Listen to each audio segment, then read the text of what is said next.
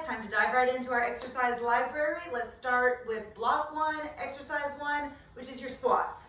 Your squats could be a kettlebell exercise. I'm going to grab 2 light kettlebells and demonstrate how we could do kettlebell squats. Then we'll go to heavier kettlebell for goblet squats. Then I'll show an overhead squat. So first things first, you want to pick up the kettlebell safely, clean them right here. Your kettlebell front squat is going to be just a squat down and a lift up with both kettlebells racked here at your collarbones. If you wanted to do sumo squat, turn your toes out, really pry your knees open as you come down and rise up, making it a sumo style squat. You could do a goblet squat. With a goblet squat with kettlebells, you're going to want a heavier kettlebell. The reason for that is when we're doing goblet squats, you need a weight heavy enough to counterbalance the mass of your ass as you squat down and lift up. A little 10-pounder is not going to do that. So I'm going to grab, let's see, this is a 16 kilos, so a 35-pound kettlebell. Hold at the horns. And in our tutorial, you should have already seen this demonstrated.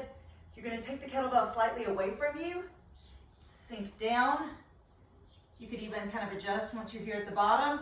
Anybody can get down. Gravity's going to get you down. Then, whoo, exhale, strength of the glutes and the quads to get you up. So lower, adjust if you need to, drive to the top. That kettlebell is out away from your body, helping to counterbalance as you do the squat. Counterbalance the mass of your ass. There you go. This is a goblet squat. You can also do goblet squats holding horn grip, ball facing up. So it can be horn grip, ball down as I was demonstrating, or flip it the other way with horn grip, ball facing up, which would look like this. Okay? There you go. Goblet squats. If you are teaching goblet squats, your base is sumo. So toes turned out, knees turned out as you do those goblet squats. And then another option, if you're using kettlebell, could be an overhead squat. I wouldn't use this in every single class because if you've got a bunch of novice folks taking your Kettlebody class, overhead squat may not be for them. But if you've got experienced kettlebell lifters or experienced weightlifters, maybe they take a kettlebell overhead, sink down, and rise up. You don't have to take that free hand out in front of you, but for me, I do feel much more stable when I do. So take it out and rise up. Could you do this with 2 kettlebells? Of course. If you're only using one, do a couple on the, maybe left lead, and then right arm up, and do a couple here. Right. Woo, these are super tough. I mean, they're awesome for the lower body, but they're also great for posture. Really, really taxing. Don't go too heavy on overhead squats. You could always go bilateral, both dumbbells. Maybe take it to a clean. Press both kettlebells overhead. Yeah, overhead squats. So I'm demonstrating with kettlebells, but could you do this with your body bar? Of course. Moving on to the exercises listed in your notes for barbell or dumbbell options for your squat. Let's say we're using the barbell. Sorry, body bar. Need to get accustomed to calling it a body bar. I'm using just a barbell here. Imagine this is a body bar, okay? Which is just a weighted bar. For those of you that aren't familiar with body bars, it looks just like this, except there's not the area on the end that you could possibly add weight onto because the bar itself is weighted with a body bar. So we've got front squats, back squats, split squats. Front squats would be if you were holding the bar right here in front of you, squatting down and up. I just gave you some options using the kettlebells doing front squats. So you can use any of these 3 pieces of equipment if you were to do front squats. Let me show with the dumbbells. If you had dumbbells, very similar. You just rack here at your collarbones, squat, and rise. And you guys would think, because we squat all the time, you squat every time you go to the bathroom. Guys, you squat sometimes when you go to the bathroom, that people would be really good at squatting, but they're not. So we have to really work on cues. For instance, the majority of your body weight is in the back part of your foot, not in the forefoot. So I want to coach that when you teach, let's say front squats or any kind of squat, that as you squat, you're feeling the majority of the weight in the back of the foot. Also, the hips are dropping down and up as opposed to really reaching back and forward like a deadlift. So think down and rise. Also think of keeping your chest elevated, keeping your chest puffed and proud. As you squat, also check out the back. It is not rounding like an angry cat as I squat. So keeping your spine saluted as you squat down and up. And now how low should you squat? As low as you safely can squat with no discomfort in the knees, hips, or low back. So, and it may be not exactly the best sensation you've ever felt in your knees, hips, or low back because you're strengthening through those areas, but it shouldn't be painful. So if you're feeling pain in the knees, hips, or low back, you probably squatted too deep for you, okay? Option using the barbell for back squats. Very similar to front squat, only difference is you take the weight overhead and you reach it behind you. Now that bone in the back of your neck, that's not a ledge to rest your bar. That's not a ledge to rest your bar or your body bar. So you're gonna take it a little bit below that bone in the back of the neck and squat down and lift up for your back squats. I always find if I'm using the bar, I actually prefer back squats over front squats. So you might feel the same way, and when you're teaching Kettlebody, if you're teaching front squats, you're using kettlebells or dumbbells. And if you're teaching back squats as your squat option, maybe using a body bar instead. And if you're following along in your notes, the last exercise I gave you as an option for your squat is a split squat. Now, split squats can be a little bit of a misnomer because a lot of times people will do a lunge and call it a split squat. That's no good, no bueno. So this, friends, is a lunge where I'm keeping my weight even on both legs and dropping down and up. For a split squat, the majority of your weight is on the front foot. The back leg is just back as a kickstand. In fact, I could even lift my back foot off the ground as I come up because I'm putting the majority of my body weight in the front leg if it's called a split squat. That makes this a split squat and not a lunge when the majority of the work is on the front leg alone. Okay, do you see the difference? This is a lunge, equal weight on both legs. Split squat would look like this. Down. I hardly have any weight at all on my back foot. It's just for balance. And just for shits and giggles, let's do the other side. Okay, so this would be a lunge. You can tell weight is even, both legs are just about even. Whereas to make it a split squat, most of your weight on the front leg, back foot's just back there. It's a little kickstand, it's a little balance. Split squat. I'd say about 80% of your body weight is pressed into the front leg when you're doing the split squat. So do not fall victim to using that misnomer, doing a lunge and calling it a split squat. Make it a split squat because you could actually lift your back foot off the ground as you come up from that split squat. All right, let's move on to your second exercise in your first block. Okay, so you would have chosen one piece of these three pieces of equipment to use for your squat exercise. You would pick a different piece of equipment to use for your deadlift exercise.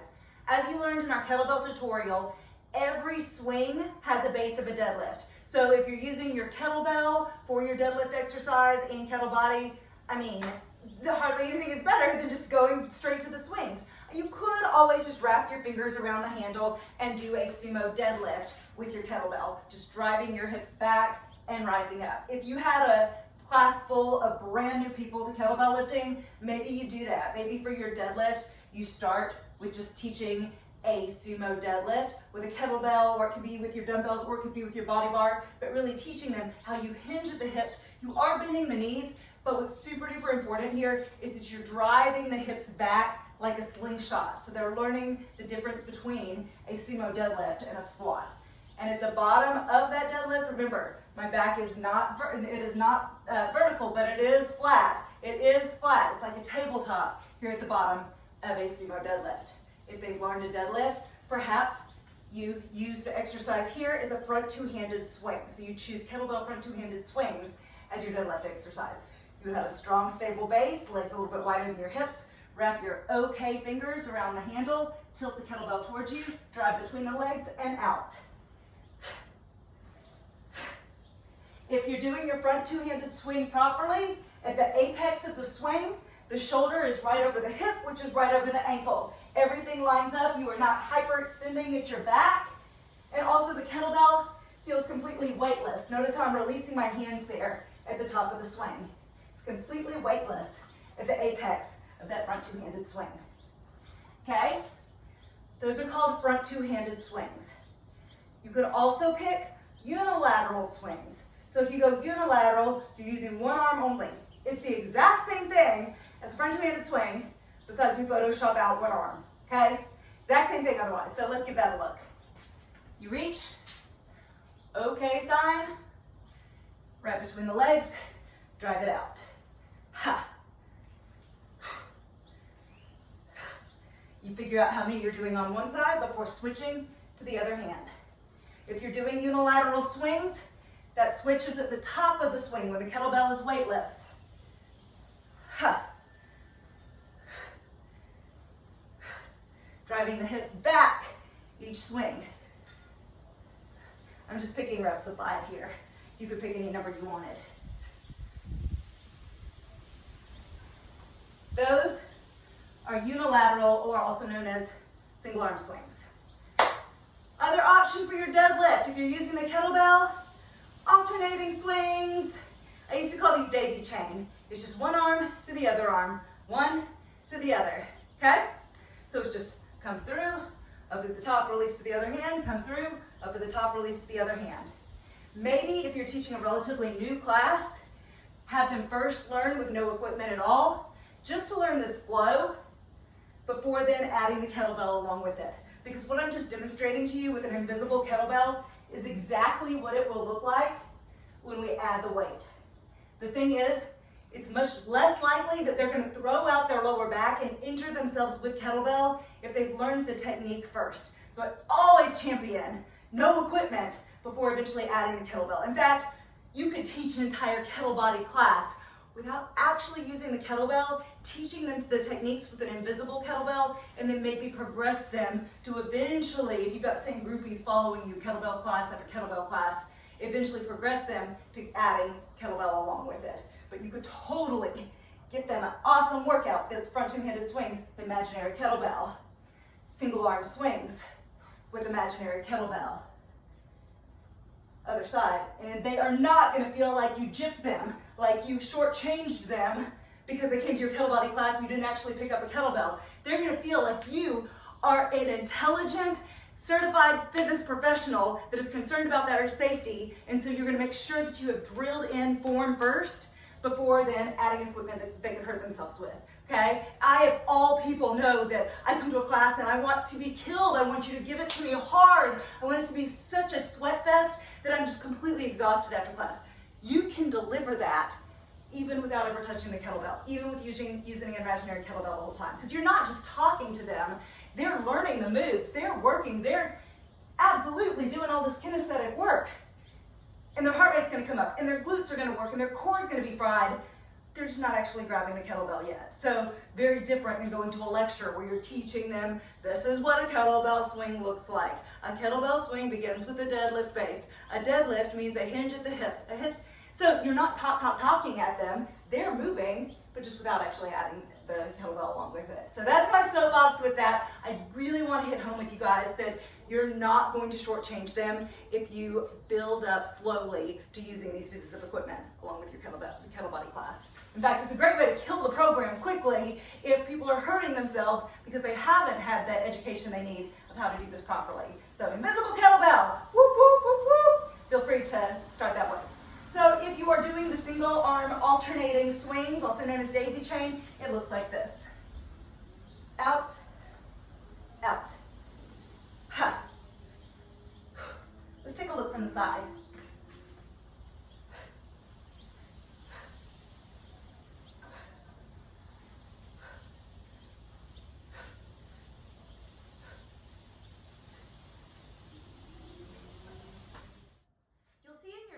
That a lot of times I have DB/BB, meaning dumbbell or body bar. So I'm not going to exhaust this exercise library by demonstrating every exercise that we would do with a body bar, also demonstrated with dumbbells. Just know you can try it that way and substitute one or the other. Because right now we are down to our third, sorry. We are still on our second of 3 exercises that are in the first block. So let's say you use the kettlebell for your squats. Maybe you did goblet squats. Then you would need to use either the body bar or the dumbbells for the deadlift and the third piece of equipment for the power exercise. So all 3 pieces have been used within this block. Okay, I'm going to demonstrate for your deadlift option with a body bar what could be a good morning. A good morning is an excellent deadlift option. It's going to take the body bar behind the neck, then you're going to hinge the hips back to where your back is flat like a tabletop, and then rise up. So hinge and rise. I was looking at the camera just to see you guys, but if you were teaching this in a class, it is really important when they've got load on their upper back that they are letting their head and neck follow in line with the rest of the spinal column. So you're not turning your head to the side, you're not looking up, you're not looking down, you're keeping the head and neck in line with the rest of the spinal column. Also at the top of the good morning, the shoulder right over the hip, right over the knee, right over the ankle. They do want to squeeze the glutes tight at the top. So yes, it's still a sumo deadlift if you just came to standing, but you could get a whole lot more for the glutes if you rise to the top and then actually squeeze and engage the gluteus maximus without going into a posterior pelvic tilt. Okay? Here, here. That's a good morning. Now you could do just sumo deadlifts. So that's going to take the body bar right in front of you, toes spread out, 2 and 10, hinge at those hips, and rise up. So if you're using the body bar here, you're shaving your legs with that body bar. It's staying right up next to the body. Same thing for dumbbells, but I just love since it's a single bar, it actually does feel like a razor shaving right down my legs as I come down here through the sumo deadlift and rise up. Let's look at that from the side. Hinge the hips, sumo deadlift, back is flat like a tabletop at the bottom, and rise up. These are body bar sumo deadlifts. And again, same thing with keeping the head and neck in line with the rest of the spinal column. I'm looking at you guys, but if you were teaching a class, they want to keep that entire spinal column in line, not looking up, not looking down, not looking side to side. It's neutral, right here to here. And what you find is typically it's at the bottom of the deadlift where it's the most dangerous to look around, that's where they're wanting to do. It's not at the top. It's when they're all the way down here and they're loaded and they're in a very fragile position, that they start looking up or looking around. So really, really try to coach to them here that head and neck needs to stay in line with the rest of the spinal column, all the way down straight line and up. So those are sumo deadlifts. Different than Romanian deadlifts. So if this is a sumo deadlift, you see a huge difference between that, and bring the legs a little bit closer, this. That is a Romanian deadlift. So a Romanian deadlift, I am still focusing on drawing my hips back, but I'm doing so with very, very little. I almost want to say no, because the people in your class don't understand, I guess, generalities. Like very little, we're not locking out the knees here, but it's such a little bend in the knees that you almost just want to say keep your knees straight. If it's easier for your people to learn it that way, I really struggle with that, because you do notice I do have a little teeny tiny bend in those knees, but it's only about 5%, like a very, very small bend in those knees, and the movement is, oh my goodness, it's so much of the hips. And rise up for a Romanian deadlift. Drawing the hips back and up. Really huge stretch in the hamstrings as you come down, and this does require a certain amount of hamstring flexibility. So if you have people that come to class that are really, really tight in the hamstrings, their RDL, Romanian deadlift, may just look like this. They may not be able to get any lower than that without rounding the back. Because that's when you know people have gone too far in their RDLs, and you'll see this in group fitness classes all the time. When an instructor coaches an RDL, and maybe she has the flexibility to go all the way to the floor, but you see participants, they get to about here and they're fine, and then they do this and rise up. It kills me because I see it all the time of group fitness participants doing RDLs that look like this. That is dangerous for the lower back. They will hurt the lower back even if the body bar isn't extremely heavy, even if they're using imaginary equipment. So really, really try to hit home that you only do your RDL as low as you can go with keeping neutral spine. Capiche? See, notice my spine is neutral there. I go any lower and you'll notice it starts going into flexion. So for me, it's about halfway between the knee and the ankle. For a lot of people, it'll be right beneath the knee. For some people, it's going to be right above the knee. So your stopping point just really depends on your hip mobility and your hamstring flexibility. This is your Romanian deadlift. I do want you to notice, I know I'm spending quite a bit of time here with the RDL, but I want you to notice that the hips are still drawing back. it is not just flexing forward here at your trunk, just flexing forward without anything going on at the hips. The hips have to move back for it to be a deadlift. So this, I don't know what that is. It's not a Romanian deadlift. This is a Romanian deadlift. Did you see how those hips came back, back, back?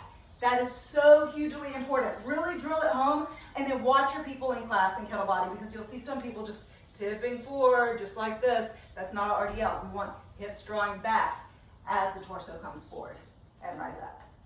So those are your Romanian deadlifts. You could do unilateral RDLs, and that's going to be, here's first option. Your back foot is back like a kickstand.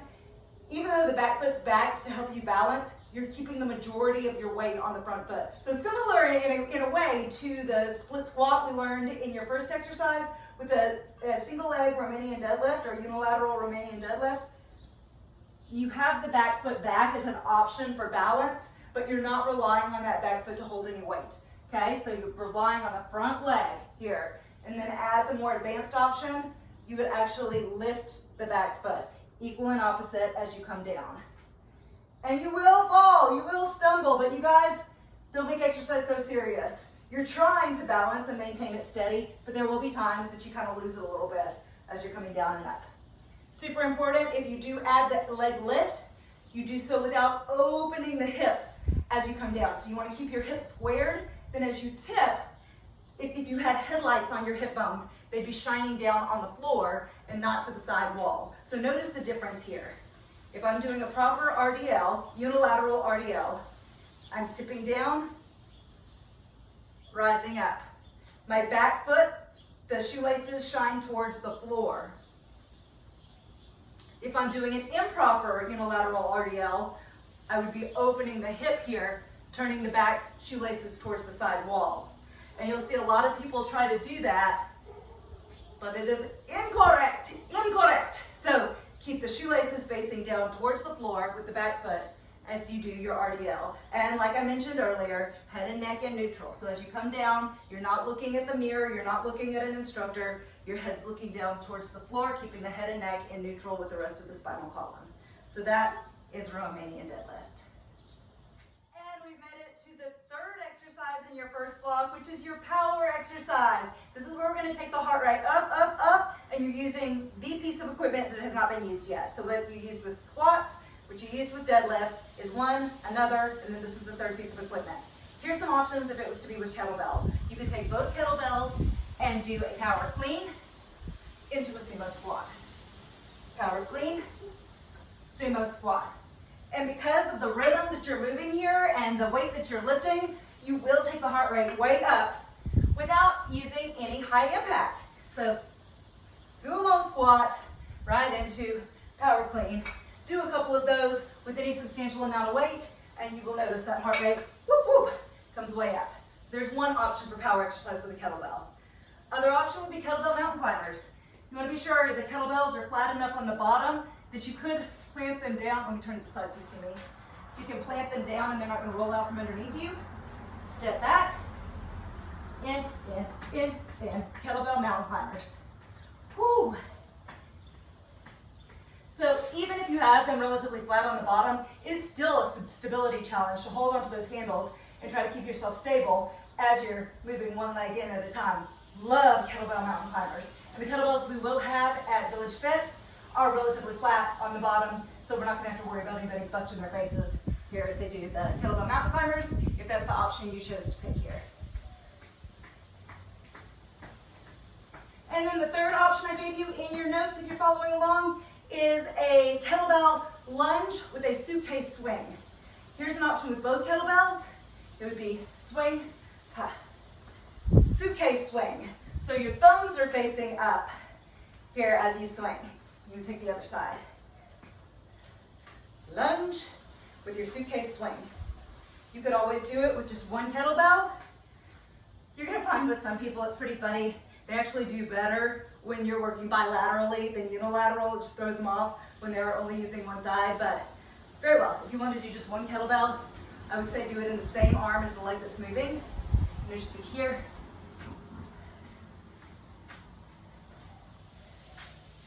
And you would switch. Suitcase swing.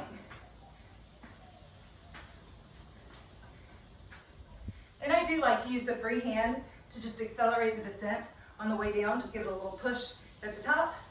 So there's your power options with the kettlebell. Let's say we're using the dumbbells or the body bars. The exercise you see listed is a split snatch. I'm going to show you with one dumbbell and then with two dumbbells. You're just using a single dumbbell. Let's say in your left hand, you would start with your deadlift. Then you take your left leg back, jump into your lunge, low lunge at the back. Here, here, you can make it high impact the entire time, or you can make it high impact to get back, step in, low impact. Here, step in, low impact. We do the other side. So right hand, right leg goes back, here, low impact, high impact, low impact, or keep it high the whole time. If you do stay high impact the entire time, be sure they're using a relatively light dumbbell. If you were using both dumbbells, oh yeah, they're gonna need these puppies light if you're going 2 kettlebells. Bilateral would be like this. Deadlift, left leg back. Deadlift, right leg back. That's your high impact the entire time. Here's an option. Deadlift, high impact, step in. Deadlift, high impact, and low impact to come in. Those are your dumbbell snatches, split snatches. Sweet. Whew. Yeah, that power exercise got mama winded. Woo-wee. Okay, moving on, overhead squats. I'd recommend this one with the body bar. You already learned this with the kettlebell earlier as your option for your squats, but you could also use it as your power exercise. For instance, body bar, up. I like the body bar because you can spread your hands super wide, really engaging your mid-back muscles, your posture muscles. You actually ideally want to take the bar back beyond the shoulders. If that's available to you, this is actually superior to this. Amazing mobility work, but you don't want a heavy body bar. Light body bar. Overhead squats here would be here. How do they get the heart rate up to power? By rhythm. It's a quick turnover from down to up. Down, up, down, up.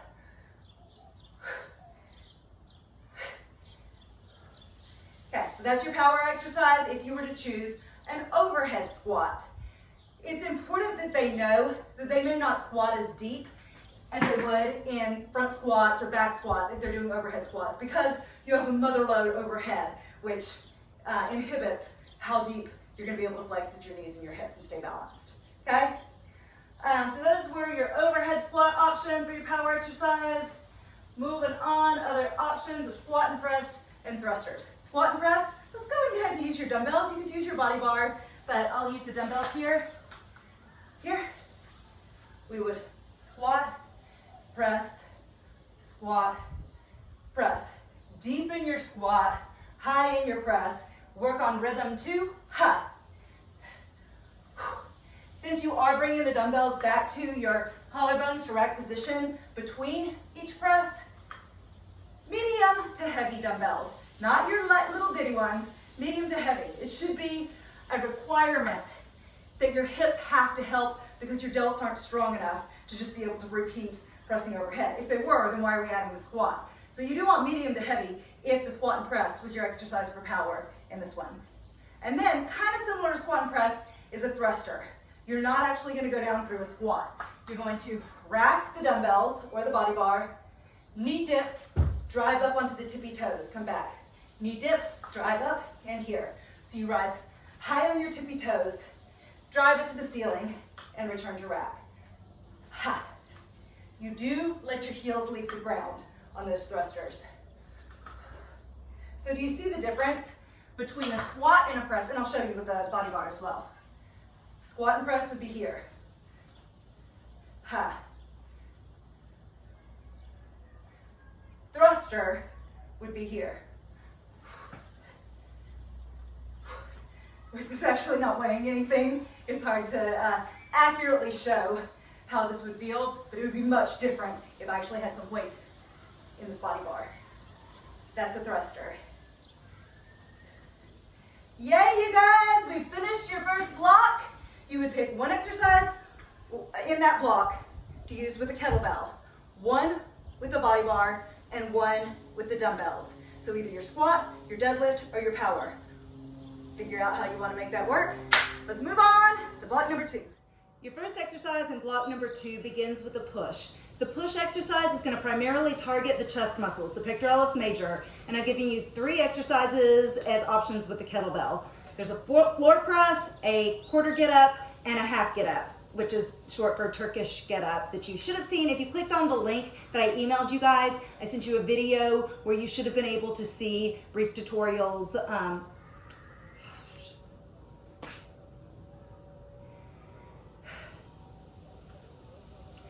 The first exercise in block number 2 is a push. Your push exercise is going to primarily target the chest muscles, and the kettlebell exercises I have for you in your notes are a floor press, a quarter get up, and a half get up.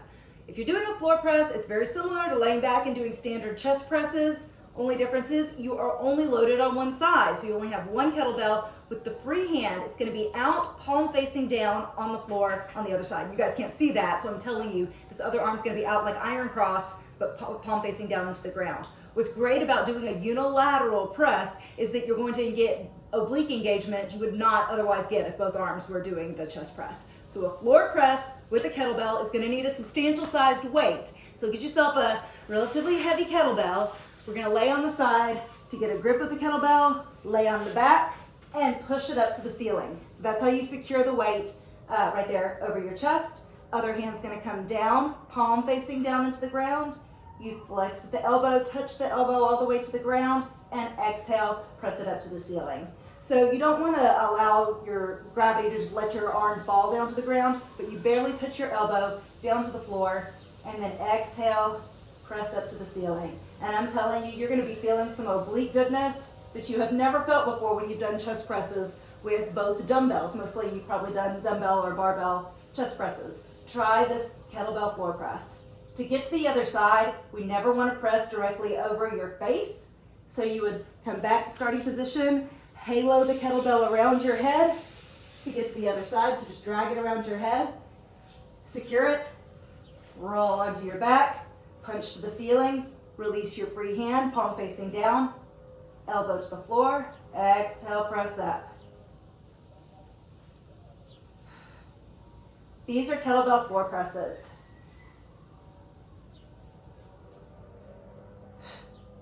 Okay, the second exercise in your notes, if you're using the kettlebell, is a quarter get up. You lay on the side in fetal position, roll into your back, punch up to the ceiling. Once you feel secure, release the free arm and free leg out to a 45 degree. From there, lift. Woo!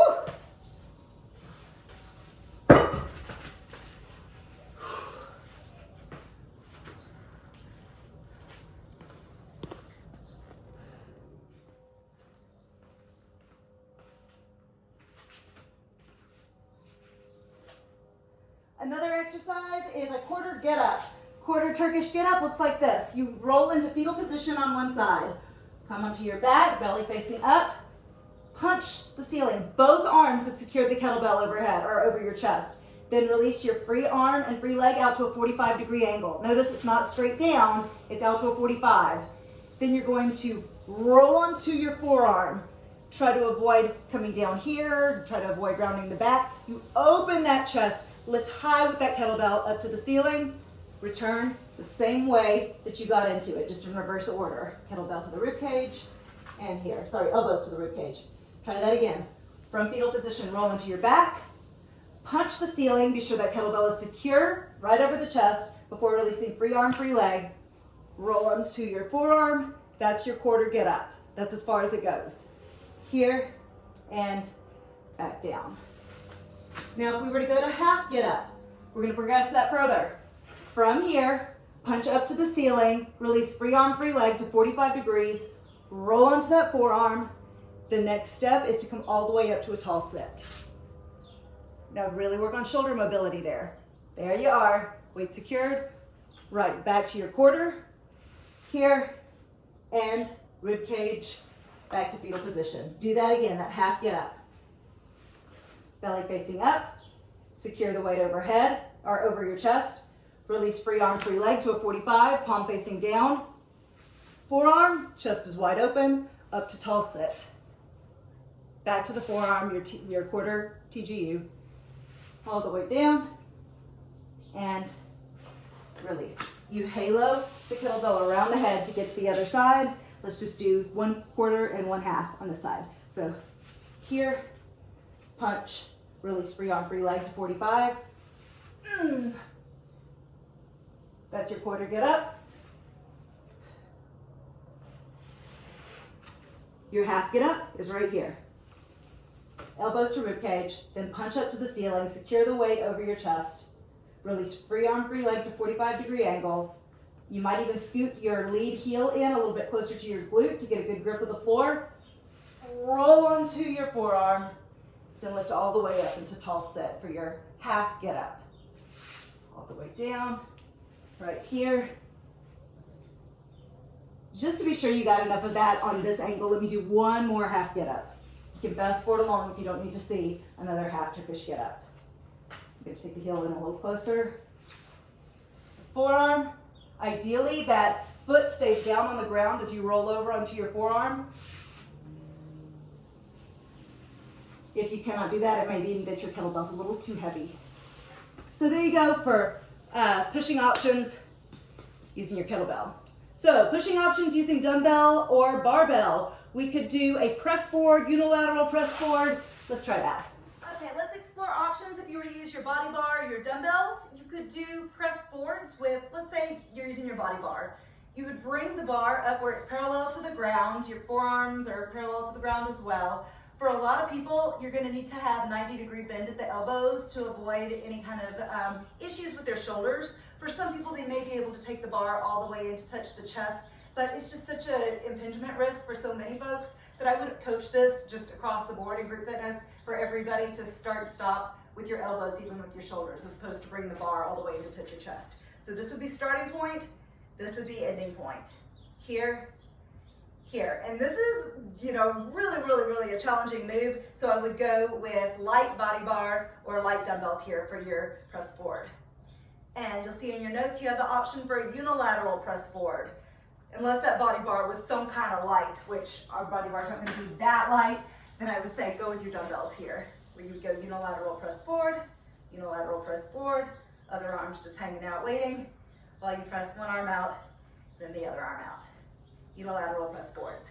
Then you look in your notes and you see another option is your one arm isometric hold, one arm press. So that's going to be one arm holding here at 90 degrees and the other arm straight out. So similar to what you just did, we just pivoted one arm up. You'd switch. You could do repeat or you could change every other rep. So that's your call as the instructor. But remember here, primarily we want to focus on the chest because this is your pushing. We have your pressing up coming up as your exercise too, but your pushing needs to be primarily pectoralis major work. Then another option that I see here in your notes is your one arm concentric presses. So concentric, opposite of eccentric. So that's going to be slow, slow, slow, slow, slow, quick. So slowly pressing out, quickly coming back in. Any piece of equipment you have would work fine with that. Your dumbbells or your body bar. Taking your time, pressing out concentrically, and in back quick. Out, out, out, out, out, and in. Obviously, you have the option to also have them down on the floor and doing chest presses with your barbell or your dumbbells as well. You saw with the kettlebells how we could do floor presses. You had your barbell, you could be doing barbell presses, chest presses from the floor. You could be doing kettlebell presses from the floor. You could do pec flies with your dumbbells. So a couple things not listed there in your notes. But there you go for your pressing option. Sorry, for your pushing option, Pressing option is next. Pressing options are going to be primarily for those sexy shoulders. We could do a kettlebell press, push press, or windmill. So let me show you. Kettlebell press. You clean, you get those feet good and stable right underneath the shoulders. So bring them in a little bit if you need to. Strict press and return to rack. And you could re-rack between each press. So you could clean, press, and bring it down, re-clean, or you could just continue to do repeat strict presses. The reason it's called a strict press is that there's no knee dip. And another option would be a push press. So different than a strict press is you get those feet, again, right underneath the shoulders, but you add a knee dip to drive the kettlebell up and then re-rack. Depending on the weight of your kettlebell, you may need a second dip as you catch it on the way down. If they're using really heavy kettlebells to push press, and it should be a heavy enough kettlebell that you couldn't actually strict press it up. If you could, then why are we push pressing? It needs to be heavy enough that that delt needs assistance, and so to give it the assistance, you add a little knee dip to get the weight up. So are you gonna be doing 20 of these? No, it's just gonna be a couple push presses to get the weight up, okay? That being said, this is a group fitness class, and so sometimes I get a little legalistic with how we would do it in the real kettlebell world. If you were doing push presses, it's because it's a heavy enough weight that you're unable to do it strict style, and so you add the knee dip as a way to be able to get heavier weight overhead. But it is a group fitness class, so if you've got a body bar, could you do the push presses with that body bar that's probably only less than 30 pounds? Of course. Knee dip, take it up, and re-rack. Ha, up. That's your push press. If you were doing body bar strict presses, just here, right back to your collarbones. Kettlebell windmills. All right, now we're talking. I love a kettlebell windmill. For a kettlebell windmill, you would just clean, press it overhead, and you guys have seen this already in the video tutorial I sent you. We're gonna put most of the body weight on that supporting side that's right underneath the kettlebell. Other foot turns out, this leg is super loose. You're gonna pull this hip out and back as you lower down in the windmill and rise up. So unlike yoga, you are twisting with this. You're taking the hip out to the side, twisting like a corkscrew as you come down in your kettlebell windmill. And you always have the option of keeping the kettlebell low. If you've got some reason that you can't take the kettlebell overhead, then you just switch sides. This arm would be up. This hip's gonna go out to the side. Lower and rise. So there's your option if you couldn't hold the kettlebell overhead. You would do the same thing with the kettlebell in the other hand as you're lowering down and up. Otherwise, when you switch sides, you would rack, up, lower, lift. Let's do one more for good measure. So these are kettlebell windmills. This is a short tutorial on it because I know you have already seen it in the other videos that I posted. So please, please, please be sure you have sharpened the blade on those before this super quick description of those kettlebell windmills that I just showed you here. Alrighty, I'm gonna keep this kind of short with the dumbbell and barbell exercises you see in your notes because I already showed you the strict press. Let's go ahead and take a look at those butterfly presses and Arnold presses.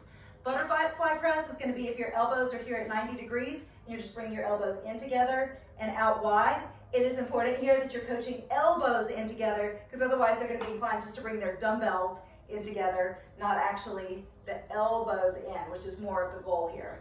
Or an Arnold press would be pinkies are facing into each other, then you open up, and at the top, the thumbs are facing in. So at the start of it, the pinkies face together.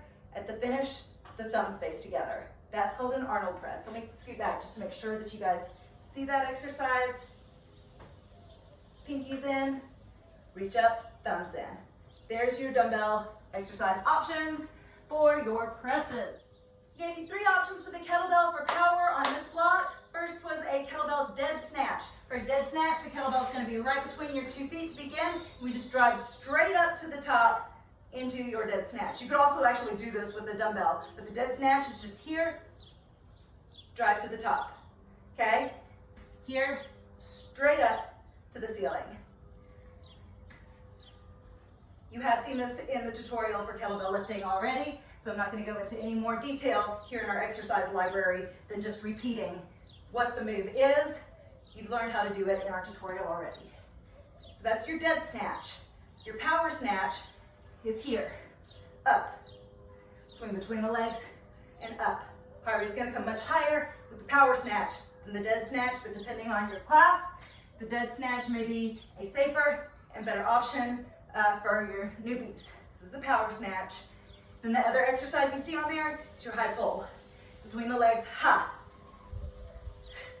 So it's just a curvilinear row. It's coming out like a swing, and then you bring your thumb in towards your collarbone. You have learned these already in the tutorial. Kettlebell high pull. Here's your power exercise, should you choose to use the kettlebell on this block for power.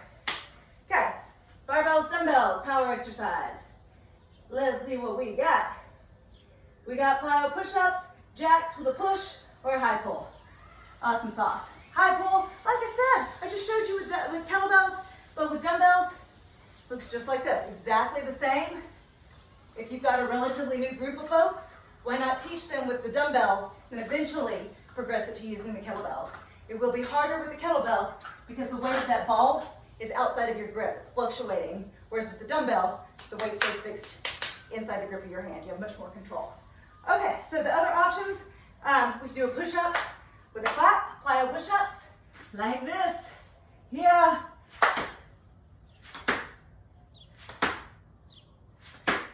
Awesome power exercise. Remember, this block is upper body power. And then if you were using the body bar, you actually could use body bar or light dumbbells. Rack hit your collarbones, and you do jacks with a press. Weight needs to be light, okay? Here. There you go, power for block 2. Done. Let's move on to block number 3. And block number 3 is lunges, abduction, then a power exercise for lower body. In block number 1, you've already learned options for power for lower body, so we don't need to rehash that. You'll know you pick one of those options or create one of your own as the power exercise for lower body here. So your first exercise is a lunge. If you chose to use your kettlebell, perhaps you do tactical lunges. With tactical lunges, you want to remember that we pass from the inside out, and also because you're going to be passing the kettlebell, you're going to have a tendency to flex forward. Don't do that. So you want to keep your torso completely upright, even though we're going deep into a lunge and passing beneath the hamstring. So right now you would take your left leg back into a lunge, drop down into the lunge, pass it over to the right hand, then step in. Then you take your right leg, lunge it back, pass it to the left hand, and step in. So you do have to lunge relatively low in order to be able to pass it without flexing forward here at your torso. And if that's unavailable to you, then I would recommend, instead of doing the tactical lunge where you pass each time here, maybe you just do a lunge back, switch, lunge back. And so I went deep, but you could go shallow lunge, just depending on what's available to your participants. But if they have it in the range of motion at the hips, knees, go ahead and do tactical lunges, passing from the inside out, keeping the torso upright. That knee probably will either touch or come very close to touching the ground as you do those tactical lunges. Another option is a lateral lunge with a halo and wood chop. Horn grip, ball up, you halo around, step out to the side, wood chop.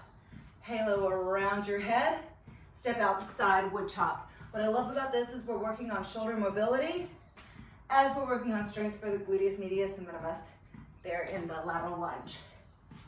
And you get a little something there with the wood chop as well. So you have a knee there, don't clobber it. If you don't overthink this move, you will naturally wood chop to the proper side. But if you like to overthink, the shoulder that you initially start circling around is the leg that will step out as you do the lateral lunge. So that you saw I started haloing around the right, so I stepped to the right. I started haloing around the left, so I stepped to the left. These are called lateral lunges with a halo and a wood chop. Now, if you wanted to stick with the lateral lunges, but take out the halo and just focus on going deep, I would use a heavier kettlebell, because that is going to be kind of the same principle as your goblet squats, where you're wanting to go deep in the lateral lunge, and the kettlebell counterbalancing the mass of the big house. This is going to help you to go deeper. So you would step to the side, drop deep into that lateral lunge, take the kettlebell further away from you to really try to get that butt down, and step in. You could stick to the same side for a couple repeats before going to the other leg. These are super tough, and you don't want to rush the rhythm. So really give them time to work on their range as they go down and rise up. I even got a little pop there in the hip. That happens. Deep and low. And rise up. So those are your kettlebell lateral lunges where you're really, really working on range And so you're gonna be taking the kettlebell further away from you as you go deep into that lateral lunge. Let's say you were using your body bar or your dumbbells. You could always do lunge forwards, lunge backs, or curtsy lunges. So if you're doing lunge forwards, here, here, lunge backs, here, here. If you wanted to blend a lunge forward with a lunge back, boom, and boom. Totally could do that. Do as many as you want on one side. Before then, switch your root to the other side. I like these with dumbbells, but you could do it with your body bar as well. Curtsy lunge. With a curtsy lunge, you take your shoelaces down to the ground and rise up. Other side. Shoelaces down to the ground, rise up. If it's too tough for you taking the shoelaces down, you could always take your toes and grip the floor. So that would be a more beginner option. As they get more intermediate advanced, try to take your shoelaces down to the floor. Those are curtsy lunges. Amazing for the bootay. There you go. There's your lunge variations. Lunge options for your kettlebell, dumbbells. You can always have your body bar, maybe have it in back squat position, but do your curtsy lunges with the body bar there on your back. Okay? For abduction, your options are the same as what I showed you, the halo with a lateral lunge and a wood chop if you were using the kettlebell, or those weighted lateral lunges where you go for depth using your kettlebell. So abduction, just taking the legs away from the midline of the body, working in the frontal plane. So that would be for kettlebell. Now, an option with the body bar or dumbbells is going to be using the body bar as a prop. So you could do a diagonal kickback, just here, here. You're not actually using the body bar for its weight, you're using it for its stability, here with your diagonal kickback. Kicking back to the opposite corner of the room. You chamber first, and then extend at the knee, meaning lift like a dog on a hydrant, extend the knee, in and down, other side, lift, extend, in and down. You could also just do basic side outs. If you were just doing side outs, you don't really need the bar for balance. If you were using dumbbells, you can add a little bit of resistance against the abductors by resting the dumbbell on the outside of your thigh. You could always add some pulses, more time under tension, always a good thing. So there's your triple pulse abduction. It was the first exercise listed for your dumbbell or barbell exercise choices. And then the third was a lateral lunge, a side kick with a lateral lunge. So again, I'd be using the body bar for balance. Turn the heel in on the supporting foot, kick out, step in, lunge down and in. So turn, pivot on that foot, on the stable foot, and down and in. So I don't want this to go into power where it would if you go too rapidly. For instance, if I come here, it starts getting the heart rate too high. This is strength, okay? So don't go too rapid fire here. Pick as many as you want on one side before then switching to the other side. Side kick, deep lunge, ha-ha, and lunge. I really love this option for your abduction exercise because you're getting all kinds of awesome gluteal work here. Gluteus medius and minimus fired up, abductors fired up, good times.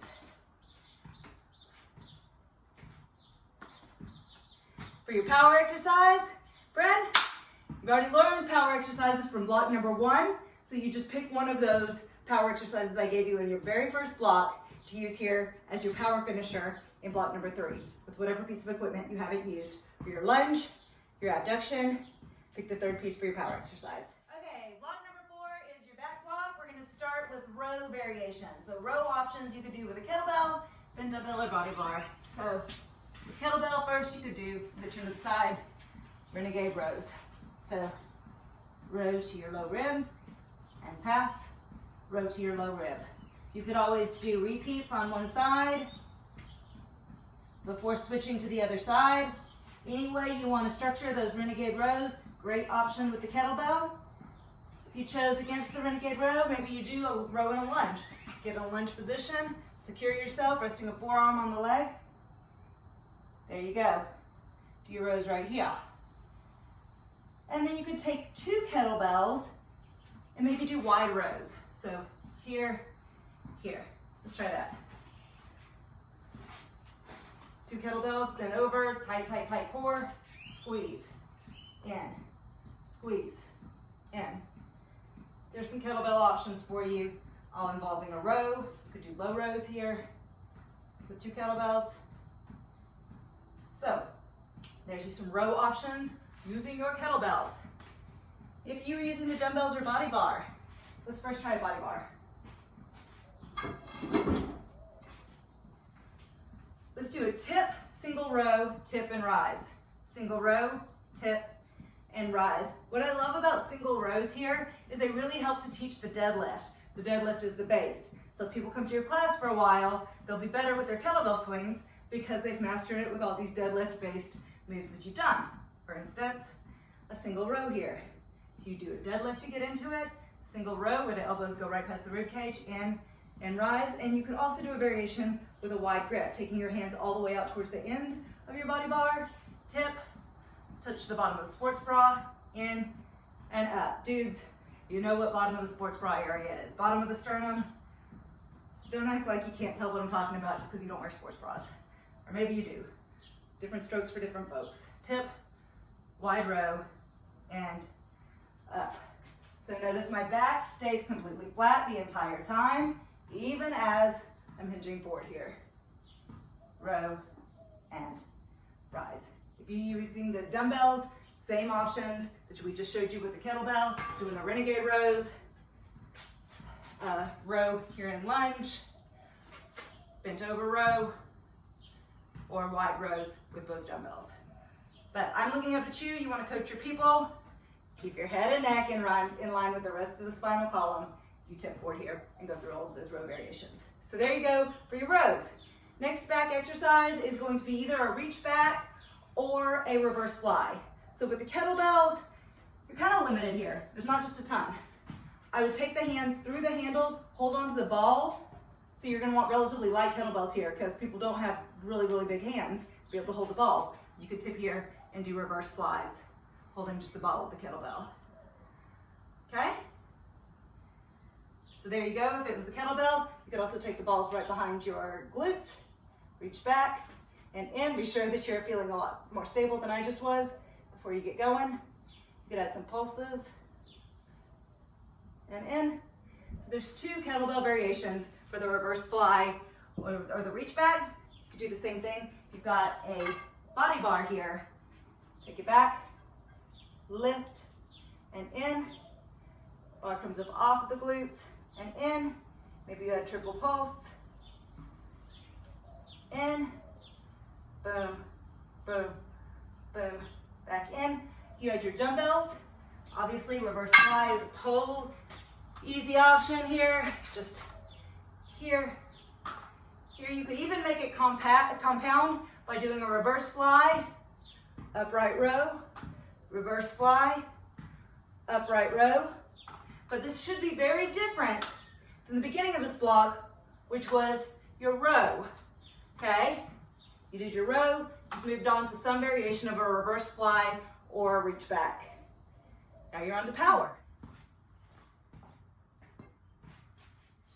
All right, block number 4, power. You've already done your rows, you've done your reverse flies or your reach backs, and so your power is going to be one of the upper body power exercises. I really, really like the kettlebell high pull here because you're recruiting so much back, and this was a back-focused block. I also like the kettlebell power snatch, so swing through up into your snatch. Really great option if you're using the kettlebell. And then in the sample class, you learned how we use the dumbbells and did a renegade row, then just jumped into a pop squat with no equipment.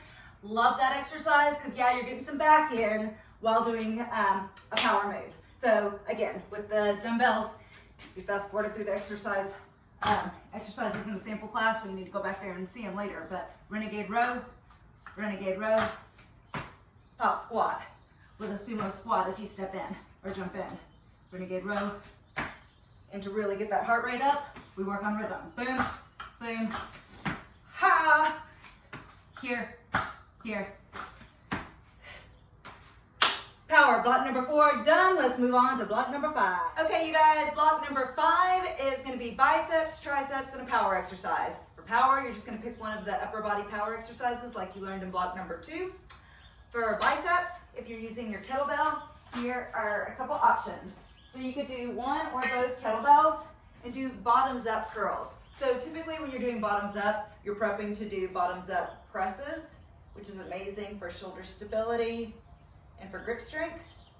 But this is not a shoulder track. So this is for bottoms up curls. You would hold on the handle and you'd have the ball facing up, extend and flex through the elbows, just doing bicep curls with the ball facing up. So this is your bottoms up bicep curl. Super tough. I mean, tough on the biceps, but also just that grip strength is really, really a challenge. There you go. If you were using your kettlebells, you could always do one arm at a time and then switch to the other side, but that is your bottoms up curl. Then you could do a ball grip and maybe do bicep curls with a pulse. It doesn't have to be with a pulse, but let's just do it with a pulse. So this is the ball grip. When you slide your hand through the handle and you hold on to the ball, you come halfway up, drop about an inch, all the way up, all the way down. That's your bicep curl with a pulse. So drop about an inch in the middle, all the way up, all the way down. Let's look from the side. Curl to 90, drop about an inch, all the way up, all the way down. Really, really awesome for those biceps. Little pulse in the middle, and then you finish the range. Halfway up, drop an inch, all the way up, all the way down. And then you have your bicep rows. So anytime we're doing a bent over row, if your palms are supinated, you're gonna be feeling more biceps than back. Whereas if you're turned in or pronated, you're gonna be feeling more back than bis. So for a bicep row, supinate. You could have both kettlebells or just one. Tip, biceps row. You could do singles. And again, I like singles because then you're really hitting home with the deadlift. Nice hinge at the hips. And you could do repeats. So just hold them here, engage the core, and repeat those bicep rows. So there's your kettlebell options. If you're using the dumbbells or the body bar, you check out your notes. You'll see that you have three options here. The bicep combo, and I'll show you that. The bicep rows that you just learned, the only difference is you would have either your dumbbells or your body bar as opposed to the kettlebell, so that works with any of the 3 pieces of equipment. Or one arm isometric hold and the other arm full range. So let's check that out. All right, so your combo would be if you have your dumbbells or your barbell, you just come halfway up and then all the way down in the range. And I like to do 8s. You can pick whatever number you want to, but let's say you did 8, that's halfway there. Just going halfway up all the way down. Look from the side. After going halfway up all the way down, you reverse it. You go all the way up and only halfway down for 8 reps. This is my own personal favorite biceps combo, just so you guys know. I do it at least twice a week. And then we go full range, all the way down, all the way up for however many you're doing. I'm going to do 8 just for consistency.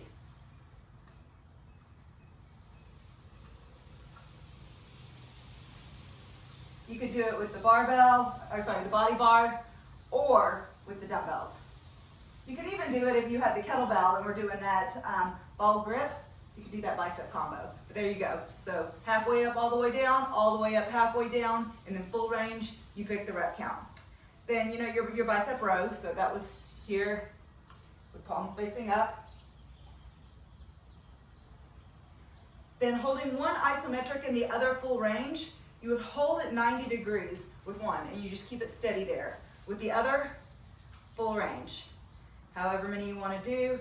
I tend to like 8, but just for brevity, we're just going to do 4 here. Then you would switch, hold 90, and the other arm. Goes for the same number of reps that you did. Really, really great option there, and your biceps are going to be fired up. There you go, your kettlebell, dumbbell, or body bar options for your biceps. Only thing is body bar would not work if you were holding one isometric. You're gonna need either do that with the kettlebell or do it with the dumbbells. Body bar would work great with the combo. Body bar would work great with the biceps row. But if you're doing the isometric and full range with the other, you're gonna have to pick dumbbells or kettlebell. Moving on to triceps. All right, let's see what you got in your notes here for triceps. We have kettlebell French press with a pulse, skull crushers, or parallel tricep push-ups. All right, let's see what that looks like. Kettlebell French press is going to be holding either a horn grip. Right now it's horn grip ball up. When we take it here, it's going to be ball down. But you come right behind your neck, extend. Take it further out to be sure you see it all the way up. You stay steady at the shoulders, only moving through the elbows. And then if you were to do this triceps French press with a pulse, you come halfway up, drop an inch, all the way up, all the way down.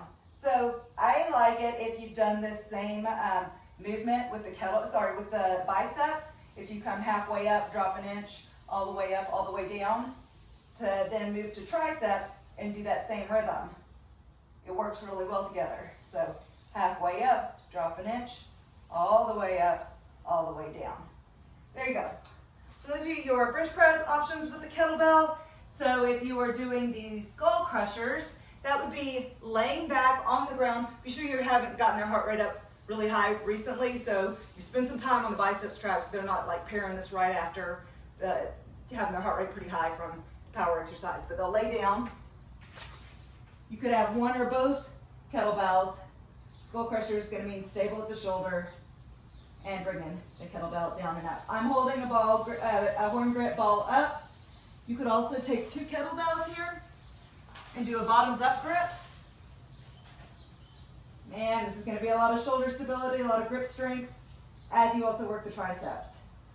Tricep skull crusher.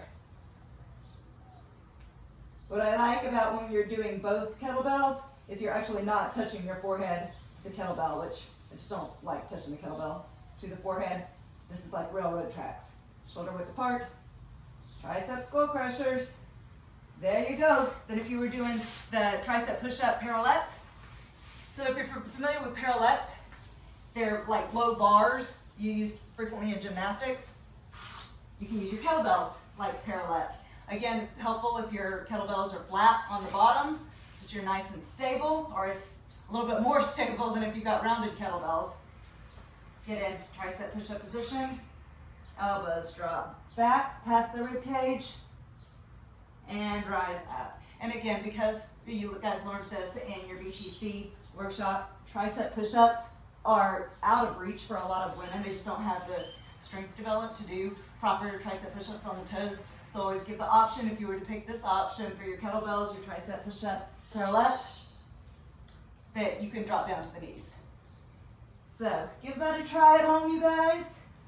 There's your kettlebell triceps options. Now if you're using your dumbbells or body bar, kickbacks, stiff arm reach backs, single arm tricep extension. Let's take a look. I'm going to grab the body bar, tricep kickbacks.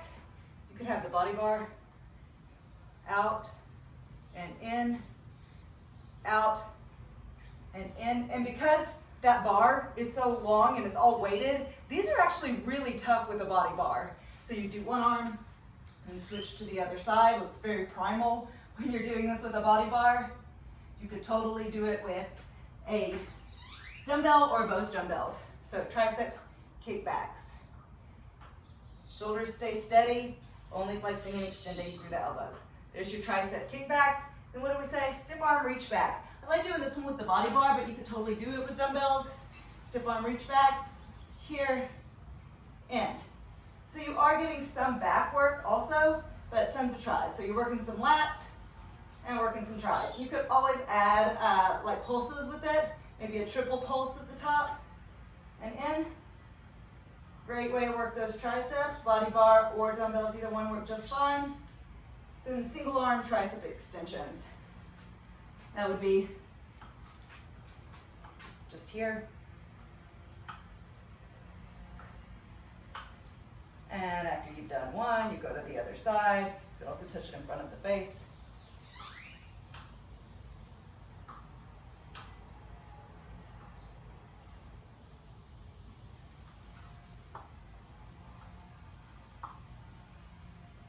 I like to hold the other hand here just to try to help stabilize at the shoulder.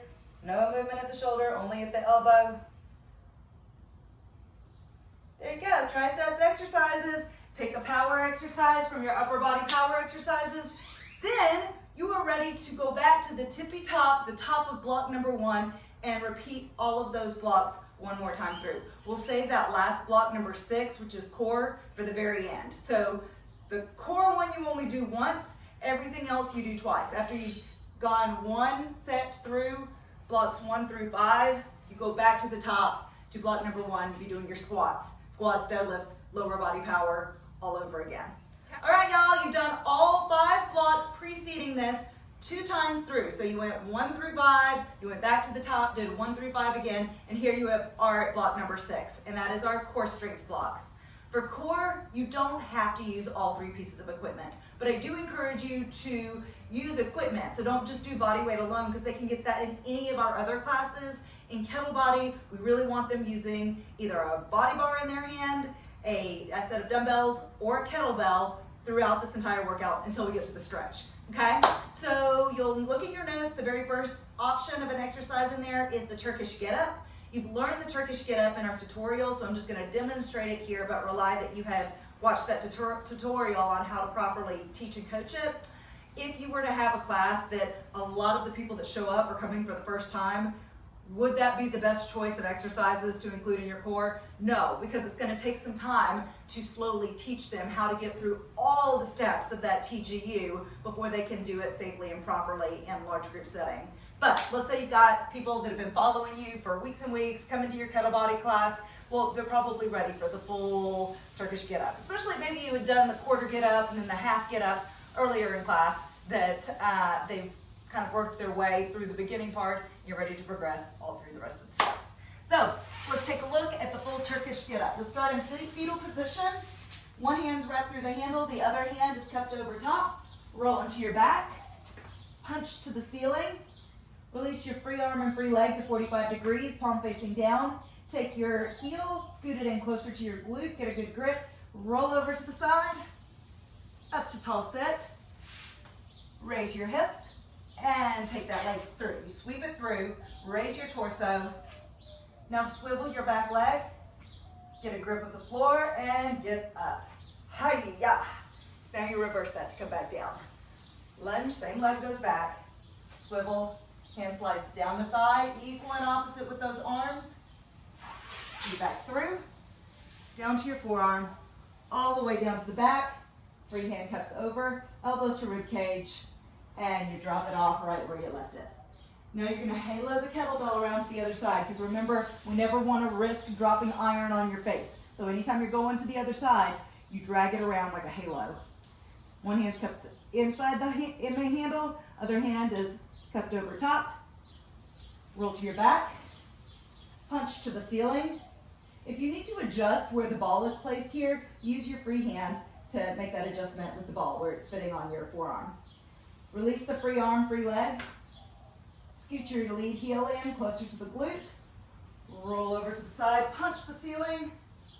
Tall sit. Raise your torso. Sweep through. Rise up. Swivel around, get a grip of the floor, and get up. Reverse it to come back down. Lunge. Swivel. Hand slides down the thigh, equal and opposite with those arms. Kick through, down to the forearm, all the way down to your back. Free hand cups over, elbows to rib cage, and sayonara kettlebell. You roll back to fetal position to let it go. There's your full Turkish get-up. Let's say you wanted to pick the option in your notes of body bar, row the boat. You would take your body bar, you would get in a Russian twist position. So that's either here or here. Your feet can be lifted or not. You're going to take the body bar, row it to one side, row it to the other side. And knees go opposite of the way that the body bar is turning. So if your body bar turns to the right, the knees go to the left, and opposite. Just rowing that boat. Let's take a look from the front. From your body bar, here, here, just drawing a figure 8.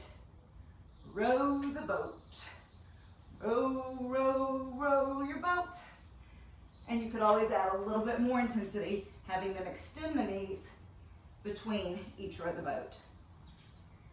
Ooh, awesome core work here. Really, really great. You're getting rotation. You're getting a little V-sit. There you go. That's row the boat. Next up is a dumbbell Russian twist. So you could take one dumbbell, get back in that position I just described, toes down, or feet lifted. It's a little bit harder, but y'all, it's still super tough even with the feet down. Tap, tap, Russian twist. If the legs are lifted, windshield wiper those knees. Again, let the knees go opposite of the equipment. Russian twist. Then you'll see you've got all of these other options. V-ups, hollow rock. Let's get started with that. If you have the body bar, use a light body bar or your light dumbbell here to come up into your V-sit and back down. Up. It's almost like your poor man's Pilates reformer. And down. There you go. There's your options there for your V-up, hollow rock. Hollow rock, maybe you take the body bar, palm facing up, right here. You hover your legs above the ground, you clear your shoulders up off of the floor, and hold. I know you guys have probably done hollow rock with no equipment, just like this. Try adding that light body bar with it, and notice how it fires up the abdominals even more. So there's your hollow rock. Then you've got sprinter crunches, double crunches, oblique crunches. Sprinter crunches, you would take a light dumbbell, tap it overhead. Here's your sprinter crunch. You take one knee in. As you come up, you could do a full sprinter sit-up, coming here, all the way up. You could add rotation with it. Those are your sprinter crunches or your sprinter sit-ups. Then I believe crisscross was next on the notes. No, double crunches. Okay, double crunches, you would hold that dumbbell by the heads. So the two heads of the dumbbell holding on the outsides. Double crunches mean legs go out, arms go out, everything comes in. Out. Double crunches, in Pilates it's called double leg stretch.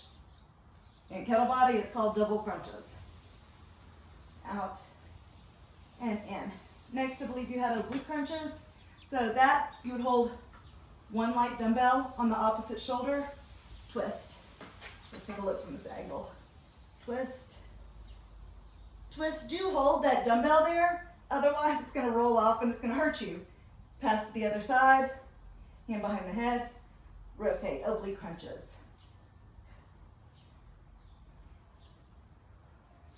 Okay, rock and roll. Crisscross, foot supported, L-sit, plank variations. Cool. Crisscross. So crisscross is just going to mean you have legs here in tabletop, twist to one side, twist to the other side. In, in. Like a bicycle crunch, but we call them crisscrosses. Twist, twist, twist, twist. Love the L-sit. L-sit, if you've never tried it before, holy smokes, it is an amazing abdominal burner. If your kettlebells are flat enough, you could use kettlebells, but you really, really don't want anything rolling out from under you. I would go with the dumbbells here. I'd go with the dumbbells for your foot supported L-sit. And so you'll be holding on the shaft of the dumbbells, okay? Next thing, lift up. So you lift your booty up off of the ground. That is your L-sit, but ideally you want both feet to eventually be lifted. To get people there, let's start with foot supported. So one foot on the ground, other foot lifted. Maybe hold it for about 20 seconds. They're probably gonna need to come down and shake it out a little bit before then lifting back up and putting the other foot on top. I'm telling you, if you guys have never tried an L-sit before, these are so awesome and so challenging. Focus, focus, focus on tightening your abdominals here as you lift into your L-sit. And maybe you get both feet off the ground. So that would be the work. But for now, foot supported L-sit. Then plank variations. You guys know this. You can do any kind of planks that you want to. I like to use the kettlebell with the planks. Light kettlebell could be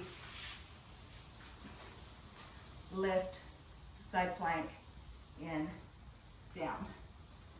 Now typically, we don't have the ball going to the inside of the forearm. With this option where you go to side plank, you do. In, up, and what we do on one side, we do on the other side. So you notice it's plank variations. I'm not going to exhaust everything you could do with planks here in this exercise library, but you guys know there's like 1,000 ways to plank. And pick which option you want to use for your class. You have dumbbells. Maybe you're here. You come out to the side. It takes incredible stability to do a iron cross while you're in plank. You could do renegade rows. You could reach up overhead, but be sure you're using relatively light dumbbells when you're doing that. So that does not even come anywhere near scratching the surface of all the abdominal exercises you can do, but I want you to think outside of the box of always doing body weight alone for core, because for Kettlebody, kettlebell, body bar, dumbbells, something in there. It's up to you how you structure that.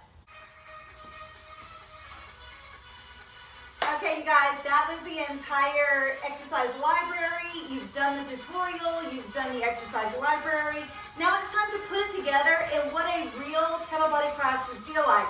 So I've got power music on our soundtrack. I'm using royalty-free music just in order to put this on YouTube, but you could use whatever music you want. It doesn't have to be on the 32 count phrase. It can be radio music. It can be whatever jams resonate well with you. I would make it rough, tough music. This is Kettlebody. It's supposed to be like a gritty, intense workout. So we're going to do a 3-minute warm-up. I'm going to use the body bar for the warm-up. And then we'll go right into those 5 blocks with 2 different exercises followed by a power exercise. So block 1 ends up with a lower body power exercise. Block 2 ends with an upper body power exercise. 3 is lower body power.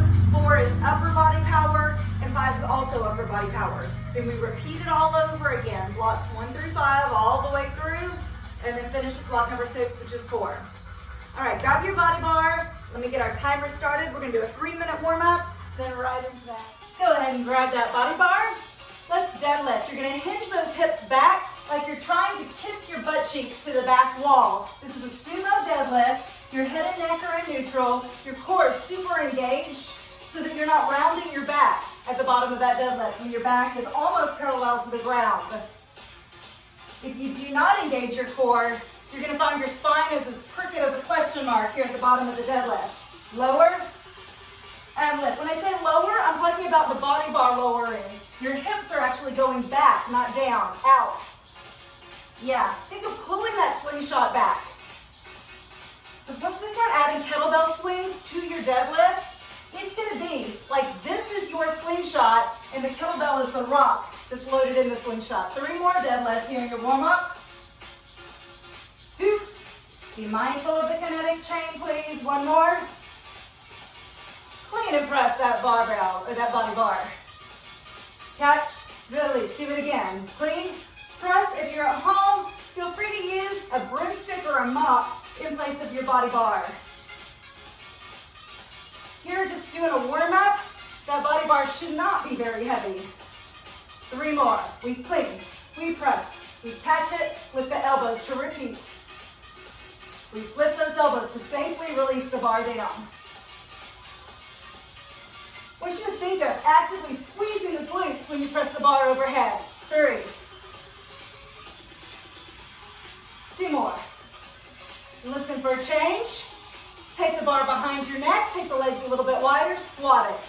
Down. And up. I'm gonna face you, because check it out. I have a natural turnout at my hips. So do most women. We should not be coaching to squat with your toes facing forward anymore. Embrace your natural turnout at your hip. However your femur fits into your hip socket. Cool, cool, awesome. And just embrace that and let your toes turn out if your hip turns out, and then the knees track the same direction as the toes. Tempo. Down and up. Sit back into those heels. Down and up. Warming up the quads, warming up the glutes. 3. And 2 more. Let's go to just a strict press. Up. Take the bar right in front of your chest. Do it again. 3. Nice. 2 more. You're going to be seeing some pressing today. Yeah, you will. Very nice. Safely release your body bar. You're going to take this all the way down to the ground. Twist out the spine a little bit. Always good to rotate that spine if you've been loaded. Twist it out. Warm up done. Bye warm up. Here we go. First exercise has your body bar right here on your back. That bone in the back of your neck is not a ledge. You want to drop a little bit lower than the bone in the back of your neck. Our first exercise in our first block is back squats. So the bar is on your upper back. You drop your hips as low as you can safely squat. Okay? So if you can get those hips a little bit deeper than the knees, go for it. Double time. Let's try double time. Down and up. Woo! Our flow today, we're going to go through all 5 blocks, all 3 exercises in 5 blocks, then go back to the tippy top, all 5 blocks, before finishing with your core. Down and up. And if anybody doesn't have time to stay for core, y'all, you will have worked your core in everything else we did today. 20 more seconds of squats before we grab a kettlebell for front 2-handed swings. Because what is the base of your front 2-handed swings, or really any kettlebell swing? A deadlift. So that is why our front 2-handed swing will be our deadlift move in today's kettlebody class. Hop the bar over. Bye body bar for now. Okay, kettlebell. Okay, fingers around the handle. Tip the kettlebell towards you and swing. Woo! Fire those glutes. And again, it's like a slingshot with the hips. The kettlebell is like a rock in a slingshot. Drive it out. Drive it out. Woo!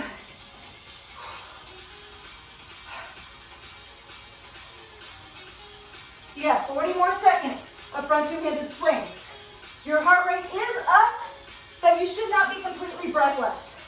We're saving that for our third and final move in block 1, which is your power move. For today, if you're following along your choreography notes, instructors, it's going to be a dumbbell split snatch. Let's take a look from the front. Your feet are rooted. I really prefer to do kettlebell training barefoot or with minimalist shoes, but since we're using all these other pieces of equipment, I'm in cross trainers today. Safely release. 1 dumbbell. Here we are. Tap. Power. Tap down. Land in the lunge. So I'm demonstrating a split snatch that is high impact the entire exercise. You can always jump back, step in. If your dumbbell is relatively heavy, pick that option. If you got a little light one like me or a soup can, maybe keep it high impact. Heart rate should be skyrocketed. Switch arms, switch leg. Notice it's the same leg as the arm that's loaded that goes back. You're doing great. This is the hardest part. The power move is always the toughie, the one that really gasses you. Whew. Metabolic training, baby. This is metabolic training at its best. 20 more seconds.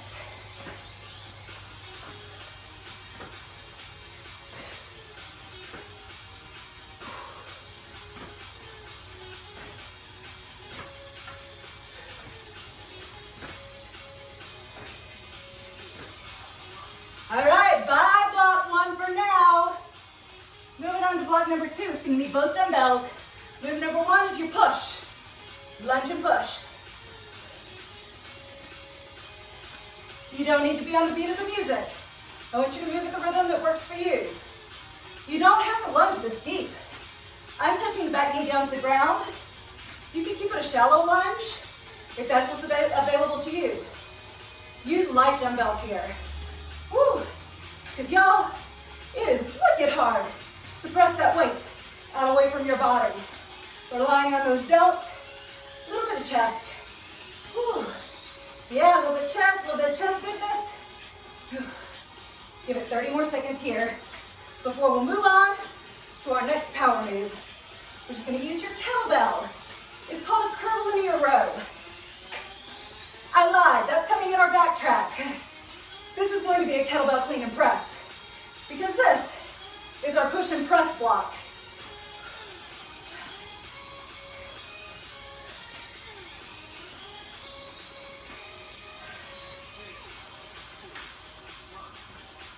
All right, lose your dumbbells. You could do this with 2 kettlebells or a single kettlebell. Press. Reclean. Ha! Repress. Yes. Clean it up. And then a strict press. So your weight is light enough that you can press that weight overhead without any knee dip or hip bend at all. Okay? The rest of your body is still in quiet. Just pressing that one arm. Woo! Yeah, yeah, yeah, yeah, yeah. Very, very nice. Switch sides. Again, if you had 2 kettlebells here, but you would not need to switch sides. You would just use both kettlebells and continue for the whole 120 seconds. Whoop, whoop. Clean. You want to tame the arc on the clean. What that means is keep the bell relatively close to you. Pull the elbow in like a gunslinger, right here. Boom. Yes. Clean. Y'all ready for some power up in here? We're gonna take the heart rate high, high, high to the sky with both dumbbells. I lied, with your body bar, Since we've already used the dumbbells with the lunges as we pressed, we're going to jack and a push out. Jack. Now, if your body really hates jacks like mine do, you can always do half jacks and just work on quick rhythm because we do want the heart rate to come way up here. If jacks are in your wheelhouse, then continue with your jumping jacks. If you have ladies in your class that have had babies, they may really prefer the low impact option. That body bar needs to be relatively light because man, it is tough to punch out and in, out and in. This is your power exercise though, so if you went low impact with me and you lost the power element, think of something else. We have to get them anaerobic or close to it here. It is a metabolic training workout that only works if we're able to push them to high, high, high limits. 15 more seconds here, then moving on to block number 3, which will start with kettlebell tactical lunges.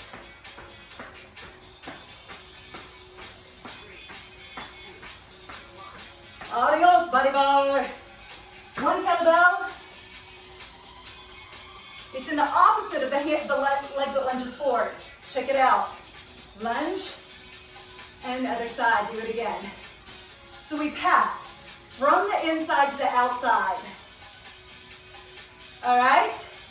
And we keep the torso perfectly upright, even as you lunge. Pass. And in. Let's look from the side.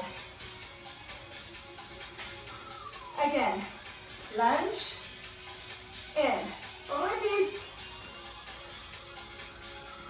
Very nice. You're already more than halfway there with these. Right? This is your lunge. Coming up next is abduction. We will be grabbing the body bar for your abduction exercise. It's going to take the heart rate high, but I don't want it to take you all the way up to breathless. It's going to be close though, y'all. With that upcoming move, I'm going to give you a little bit of heads up. It's a side kick with a low lunge, low lateral lunge. Lose your kettlebell. Body bar. Body bar is going to be your prop for balance. Side kick, low lunge. Notice how the supporting heel turns in. That avoids twisted ankles. Woo! This ain't even your power move, no! It's tough. But if you need to slow your rhythm, do it, because I don't want you going anaerobic just yet.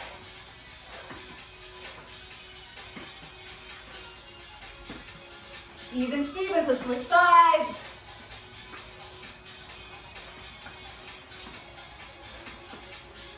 Yeah, lean the torso as you kick to the side.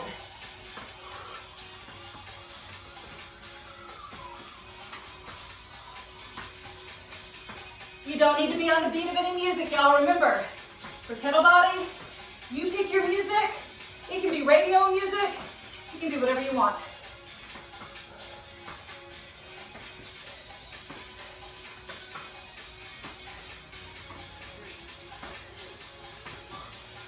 Adios, body bar. Hey, dumbbells and weighted jump squats. Tap and jump squat. You don't have to tap all the way down to the ground. Maybe just halfway down. If that works for you, works for me.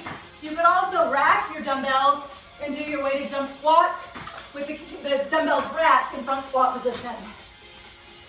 For anybody in your class that needs to take it easy on the jumping, maybe just come up onto the tippy toes. Pick your option. We're down to less than 35 seconds remaining. Any option you want. Woo! Really great job. After this, we're going into back track. Yeah.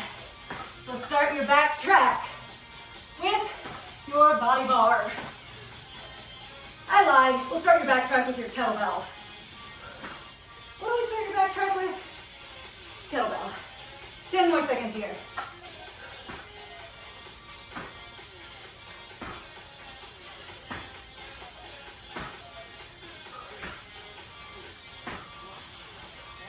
Okay, lose those dumbbells. Grab a kettlebell, set it up for low rows. Just like this. Row. I'm just going 40 seconds on one arm before switching to the other side. Crank that mower. In and out. Very nice. Boom.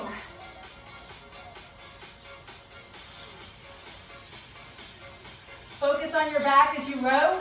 Maybe you need to dip a little bit lower. Use gravity to your training advantage. Okay? So the more you lean forward, the more you're going to feel this in your back. If you're up here, you're not feeling much back. You're feeling shoulder. Here, you're feeling back. Okay. Very good, very good. In. Coming up after this, we're going to grab your body bar for reach backs with pulses. Beautiful thing. It's going to tone not only your lats, but also your triceps. I love some tricep love. Lose the kettlebell. High body bar. Right behind your back. Lift, lift, lift and lower. Okay? Triple pulse with me. Pulse, pulse, pulse, and in.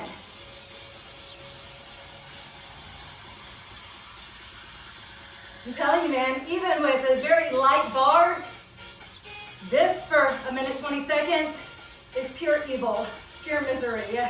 But you're halfway there already. Always a silver lining. There's always a silver lining. We're going to continue to focus on the back with your power exercise.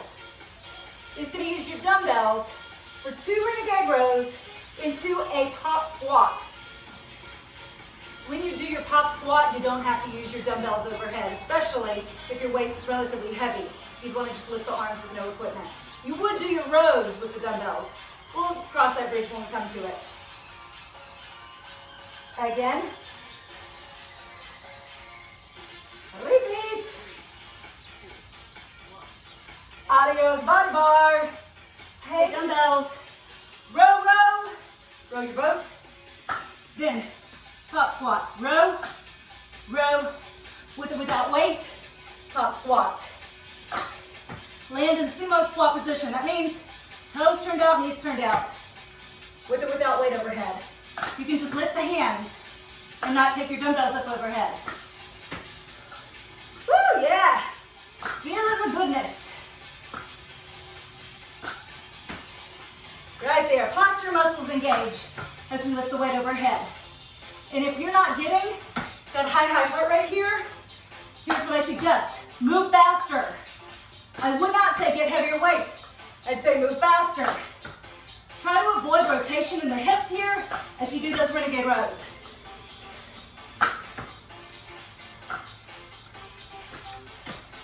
Stellar, you guys are doing amazing here.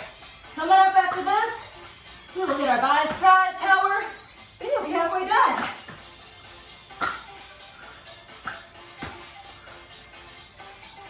Do you think you could teach this class? Format's pretty simple. The moves are somewhat challenging, somewhat technical. That's why this tutorial was so long. All right, lose the dumbbells. You know, keep your dumbbells. Bicep curls. Curl it, curl it. Woo! You can walk it out as you recover. All right? So no rules that you have to stay in your station. Move it around if you need to. But you know, in this day and age of social distancing, keep some space between you and people around you if you're moving it around. Keep that in mind when you're teaching your fitness classes. Knocking out biceps with the top of block 5. Second move in block 5 is triceps. We'll grab a kettlebell for your triceps. It's gonna look, for those of you who make coffee with a French press, it's gonna look like that French press you use for your coffee. Now you got me thirsty.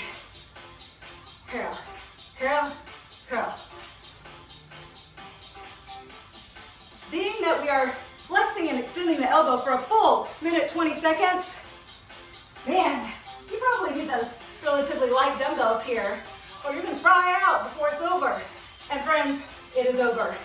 Take your kettlebell. You're gonna loop both hands through the handle so that the ball hangs down behind your neck, up and down. Triceps French press. Only move at your elbows. Don't move at all at the shoulders. Extend, extend. Very, very nice. Woo, yeah. Triceps give your arms so much definition. Never ever do you skimp on your triceps. Gotta work those tries. You're halfway. I would suggest switching what hand is cut first into your kettlebell. So if you had your right hand on the bottom, put your left hand on the bottom here. Just to keep it even and make it more comfortable. You could totally do this holding onto the horns as opposed to weaving your hands through. Especially if you have really large hands, it's not gonna be comfortable to weave through the handle. Y'all, our power exercise here is a rough.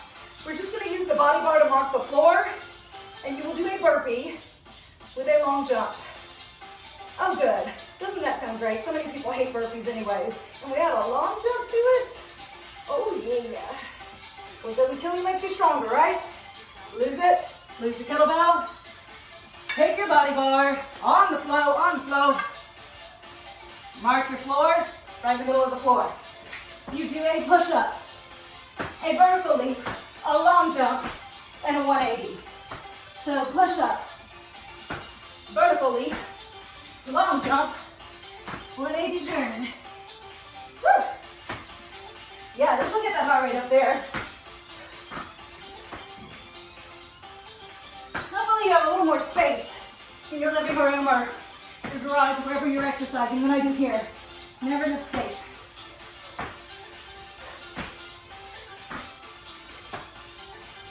After this, we go back to the top. Yeah. We do it all over again. Stand to warm up.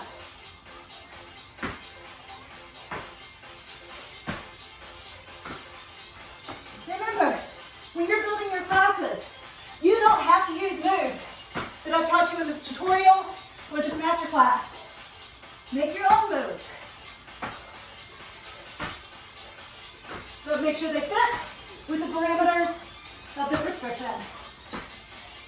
Back to the top. Move number 1, back squats. Heart rate's gonna come down as we work. Lower, lift. Yeah, I'm proud of you guys. I know when you're teaching this in a group fitness setting, you're gonna be walking the room, you're gonna be doing some coaching, but it's super, duper, extremely, cannot emphasize enough how important it is that you have the conditioning to make it through this whole thing. If you don't, why the heck are you teaching it? You guys, you gotta get there, you gotta get there. Tempo. Down and up. Authenticity is one of my core values. If you cannot practice what you preach, you should not be teaching the class. So you guys work on it until you can do this entire workout without stopping on your own. Yeah, good. Jump and rise. Can you work on range? Maybe? Yes. Hey, glutes. Pop the bar over. Find your kettlebell. Front two-handed swings. Let's go. Okay, fingers. Wrap around that handle. Ha. Remember, your stopping point is when your shoulder is right over your hip. Do not hyperextend. Think of turning on a plank at the top of your swing. It's a standing plank. Woo. And the end point, the apex of the swing, is when that kettlebell feels weightless. Like you could release your hands and it would continue to float. Woo. Hips hinge way, way, way back. Feel the power from the glutes drive the weight out.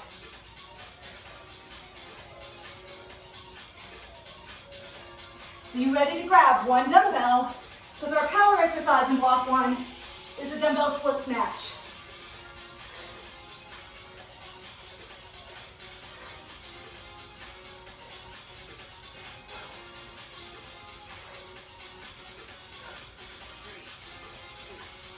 Safely release.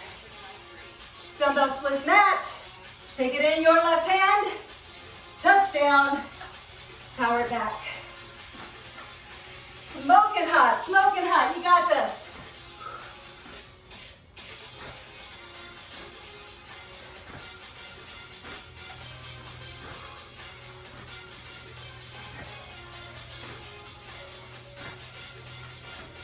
You should really be feeling your right glute primarily when the left arm is loaded.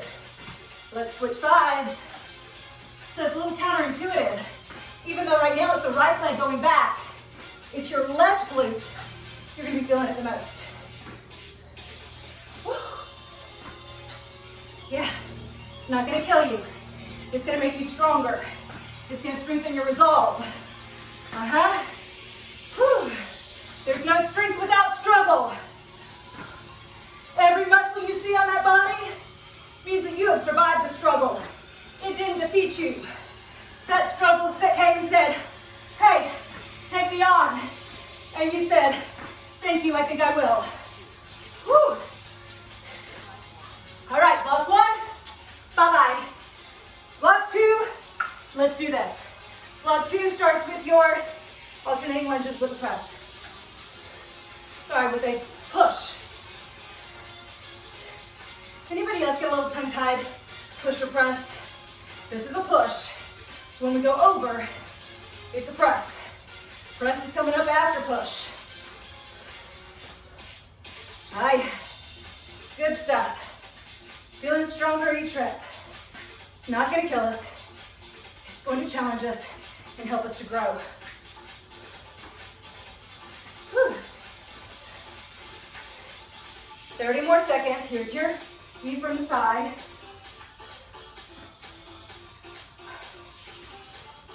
You guys, this workout is extremely tough for me as well. It's hard for everybody. That's what makes it so spectacular. You never get to where it's easy.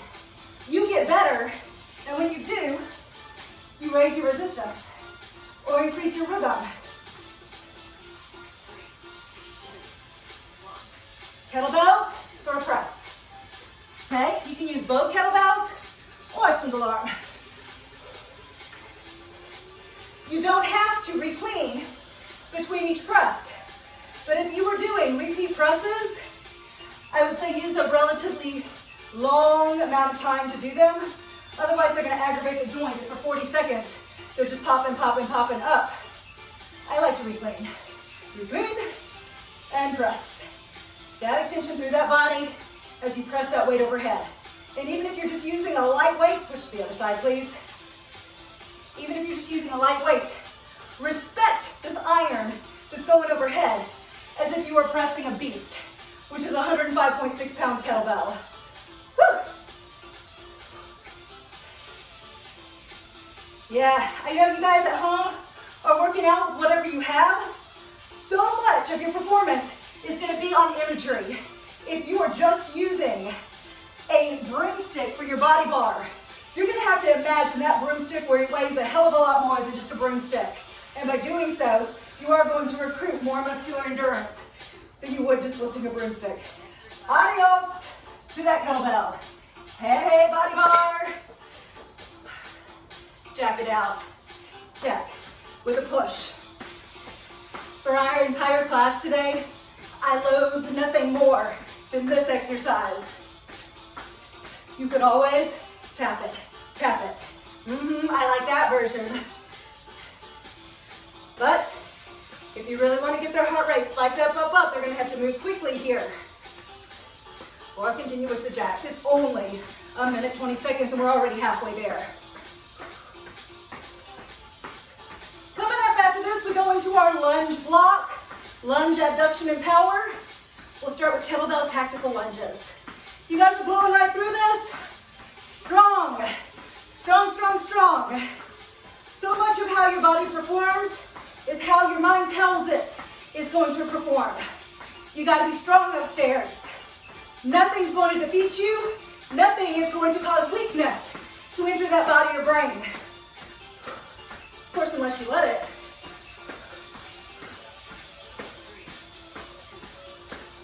Lose your body bar. Kettlebell tactical lunges. So if your right leg's gonna lunge forward, the kettlebell's in the left hand. Tactical lunge. Switch. Torso upright. Yeah. It's gonna be tempting when you're reaching to grab the kettlebell to flex forward. Don't do that. Keep your torso upright and lunge deeper in order to grab that bell. You don't need to listen to any kind of beat. I would encourage you, find your own style of music for this class, but make it gritty, make it tough. It is a tough workout. Ooh. This workout is kind of a beckoning for those of you who don't like being on the musical phrase. The music can be whatever you want it to be. It can be just a background motivating people along. But don't leave this class with no music, because it would be so miserable. Music is a motivator. Coming off of tactical lunges, we'll grab your body bar for that side kick with a low lateral lunge. Safely release your kettlebell. Body bar. Prop it for a little bit of balance. Doesn't matter which side you start with, kick and lunge.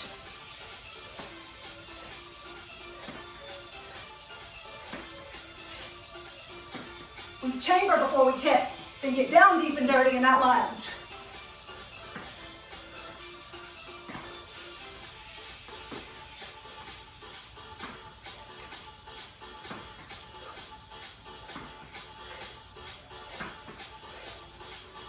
Switch sides.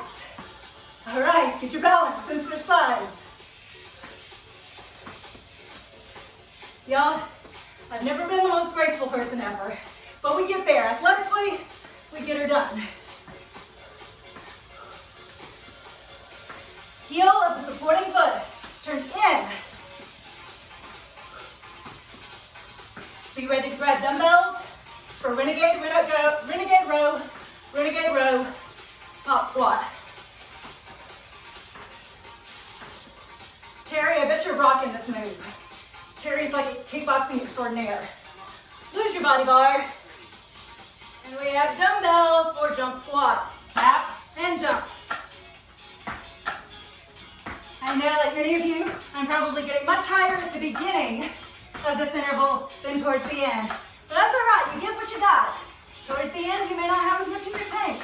You just use what you got. Remember, you can just come halfway down. If that's better for you, you can rack. Or you can take out the jump altogether, come up on the toes, but get the heart rate up to anaerobic because of that super fast rhythm. After this, we'll move on to your back track. Sexy back track. Come on, y'all. If we're gonna do something, let's do it with all our heart. That's the only way it makes sense to do it at all. 15 seconds.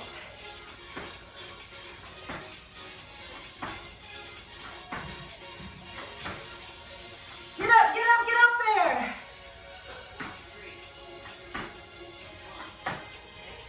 Adios, dumbbells. Kettlebell. Let's crank that mower.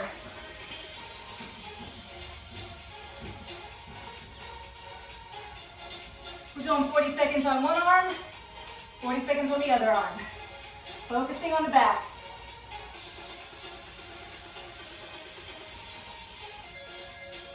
You know, if you were coaching your class, you could always give the equipment option of dropping it all together and using an imaginary kettlebell, dumbbell, body bar. Some people just want to keep going, and the only way they can safely do that is if they're using imaginary weight. So give them the freedom to make that call, to do it with no equipment at all, they'll still feel it.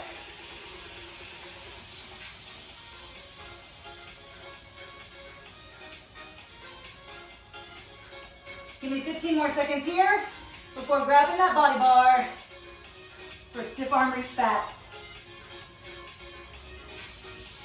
Very, very nice, y'all. I know this is a tough workout. It's supposed to be tough.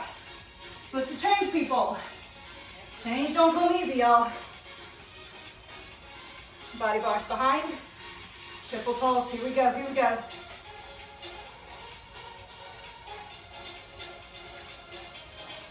Here's the back view. Again, pulse, pulse, pulse to your booty. I'm so proud of y'all getting through this workshop. It's tough when we have a live workshop. It's tough to get through it when we're all together and there's that energy. It's mega tough when you're just at home with a video rolling. So way to go. Again, 3, 2, 1 more pulse in. Our power exercise is going to be that pop squat coming up in 25 seconds.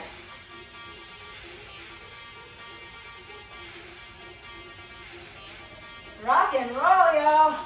And again, this is one your people will feel big time, even if they're just pumping their arms back with no equipment.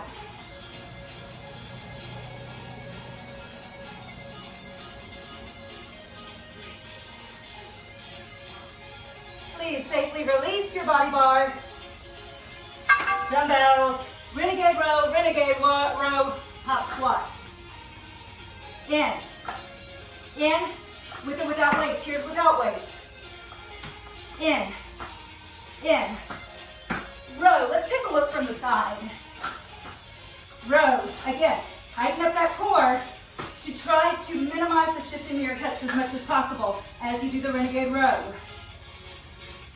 You get so tired of seeing fitness professionals do renegade rows, shifting the hips all over the place. That is not the intention of an anti-rotation exercise, which is what this is intended to be. Woo! If your heart rate's not up, pick up your rhythm. Or, I don't want to raise the weight, not with this exercise, so just pick up your rhythm. I don't think it's going to be a problem, y'all. I'm going way, way, way up there with heart rate. So I bet you are too.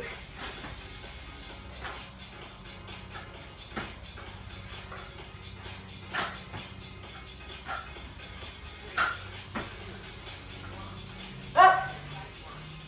Curls. All right. 5th and final block. Feels good to have gotten here. All the way to the end. We do our curls. We do our tries, we do burpees over a bar, and move on to floor to finish. So even though this rhythm is fast, it is controlled. We're not just swinging weight around. Control that range. That's halfway with these bicep curls. Sun's out, guns out, y'all. It has been beautiful weather lately. And anytime the sun is beating down like it is today, I gotta use my bicep one-liner. Sun's out, guns out. Whew. Curl, curl. Feeling those biceps burning up. It's a beautiful thing.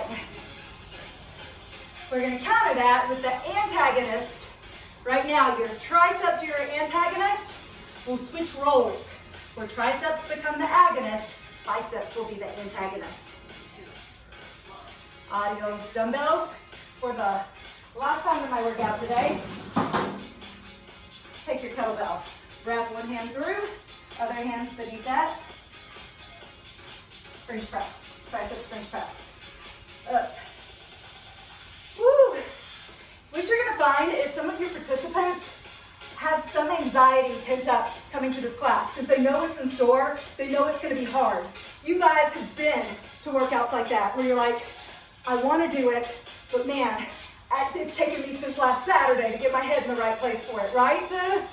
Times that you're like, this took days for me to mentally prepare. Switch the hands if you are doing it like I am, with the hands through and you're not holding the horns. Take the other hand on the bottom. So yeah, but I always say, a little anxiety fuels performance. So let them know if they're coming into class and they're like, man, I know it's gonna be a rough one. You let them know, little anxiety fuels performance. Channel that anxiety towards performance in your workout. 15 more seconds here, and we'll lay the body bar on the floor and do our last power exercise. Yeah. Whew. Safely release your kettlebell. Body bar, center of the floor. You and me, baby, let's do this. Body bars on the floor. We do a push-up, a vertical leap, and a long jump over. 180.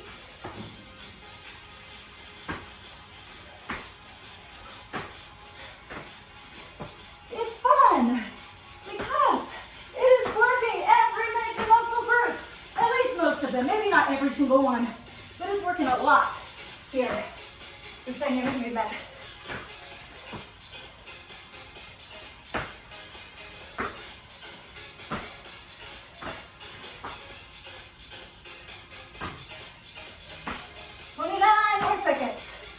Let's do half a minute.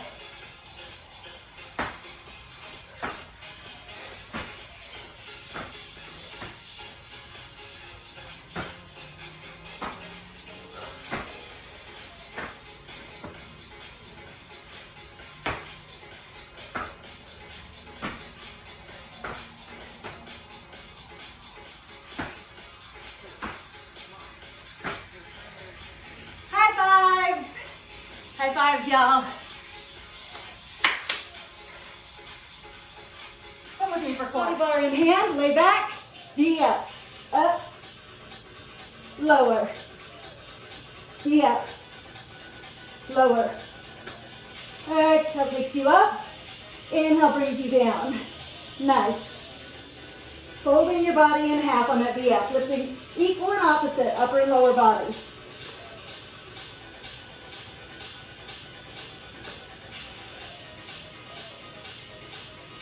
One more. Hold it down, hollow rock. So you lift your shoulders, you lift your legs, your low back stays down. Hold that body bar out away from you. Notice how much harder this is. Holding, even if it's a light body bar, than when you do this with body weight alone. Hold it here.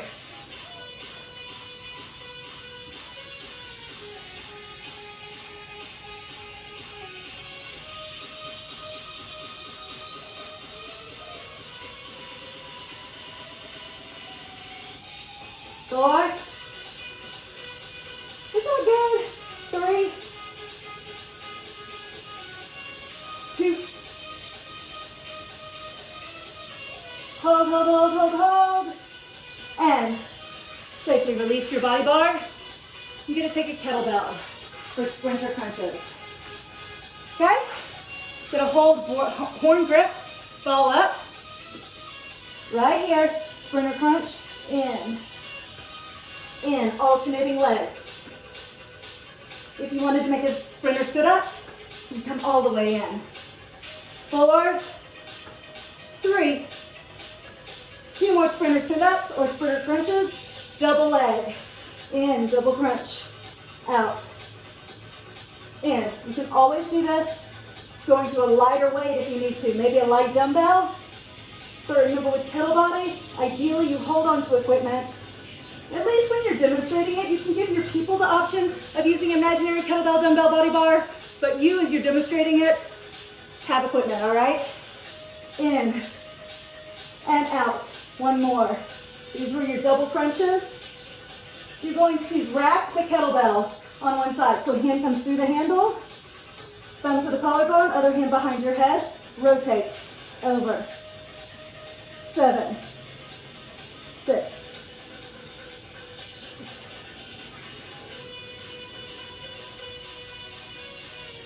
2 more. Drag the kettlebell around your head. Rack it on the other side. For oblique crunches, twist to the opposite hip. 8, 7,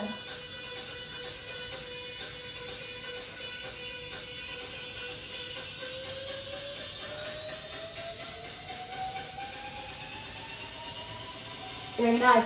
I'm going to hold the kettlebell in the center of the chest. Rotate, rotate, crisscross. 8 and 7.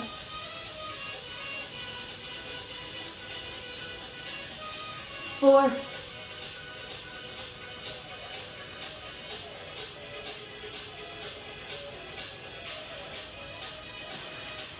'That takes you through our entire Kettlebody format. You guys, I'm going to trust that you're going to stretch on your own. Here's the plan now for your teach back. You are going to write out an entire Kettlebody class. Then you're going to send that to me and we will jump on a Google Hangouts call where you will demonstrate one of the blocks. You don't have to do it 2 times through, but I do want to see the full 120 seconds of each move within the block, and it needs to follow this format. Does it have to be exercises from the tutorial? No, but if you make up your own, they better be safe and they need to fit the format that is in that rubric.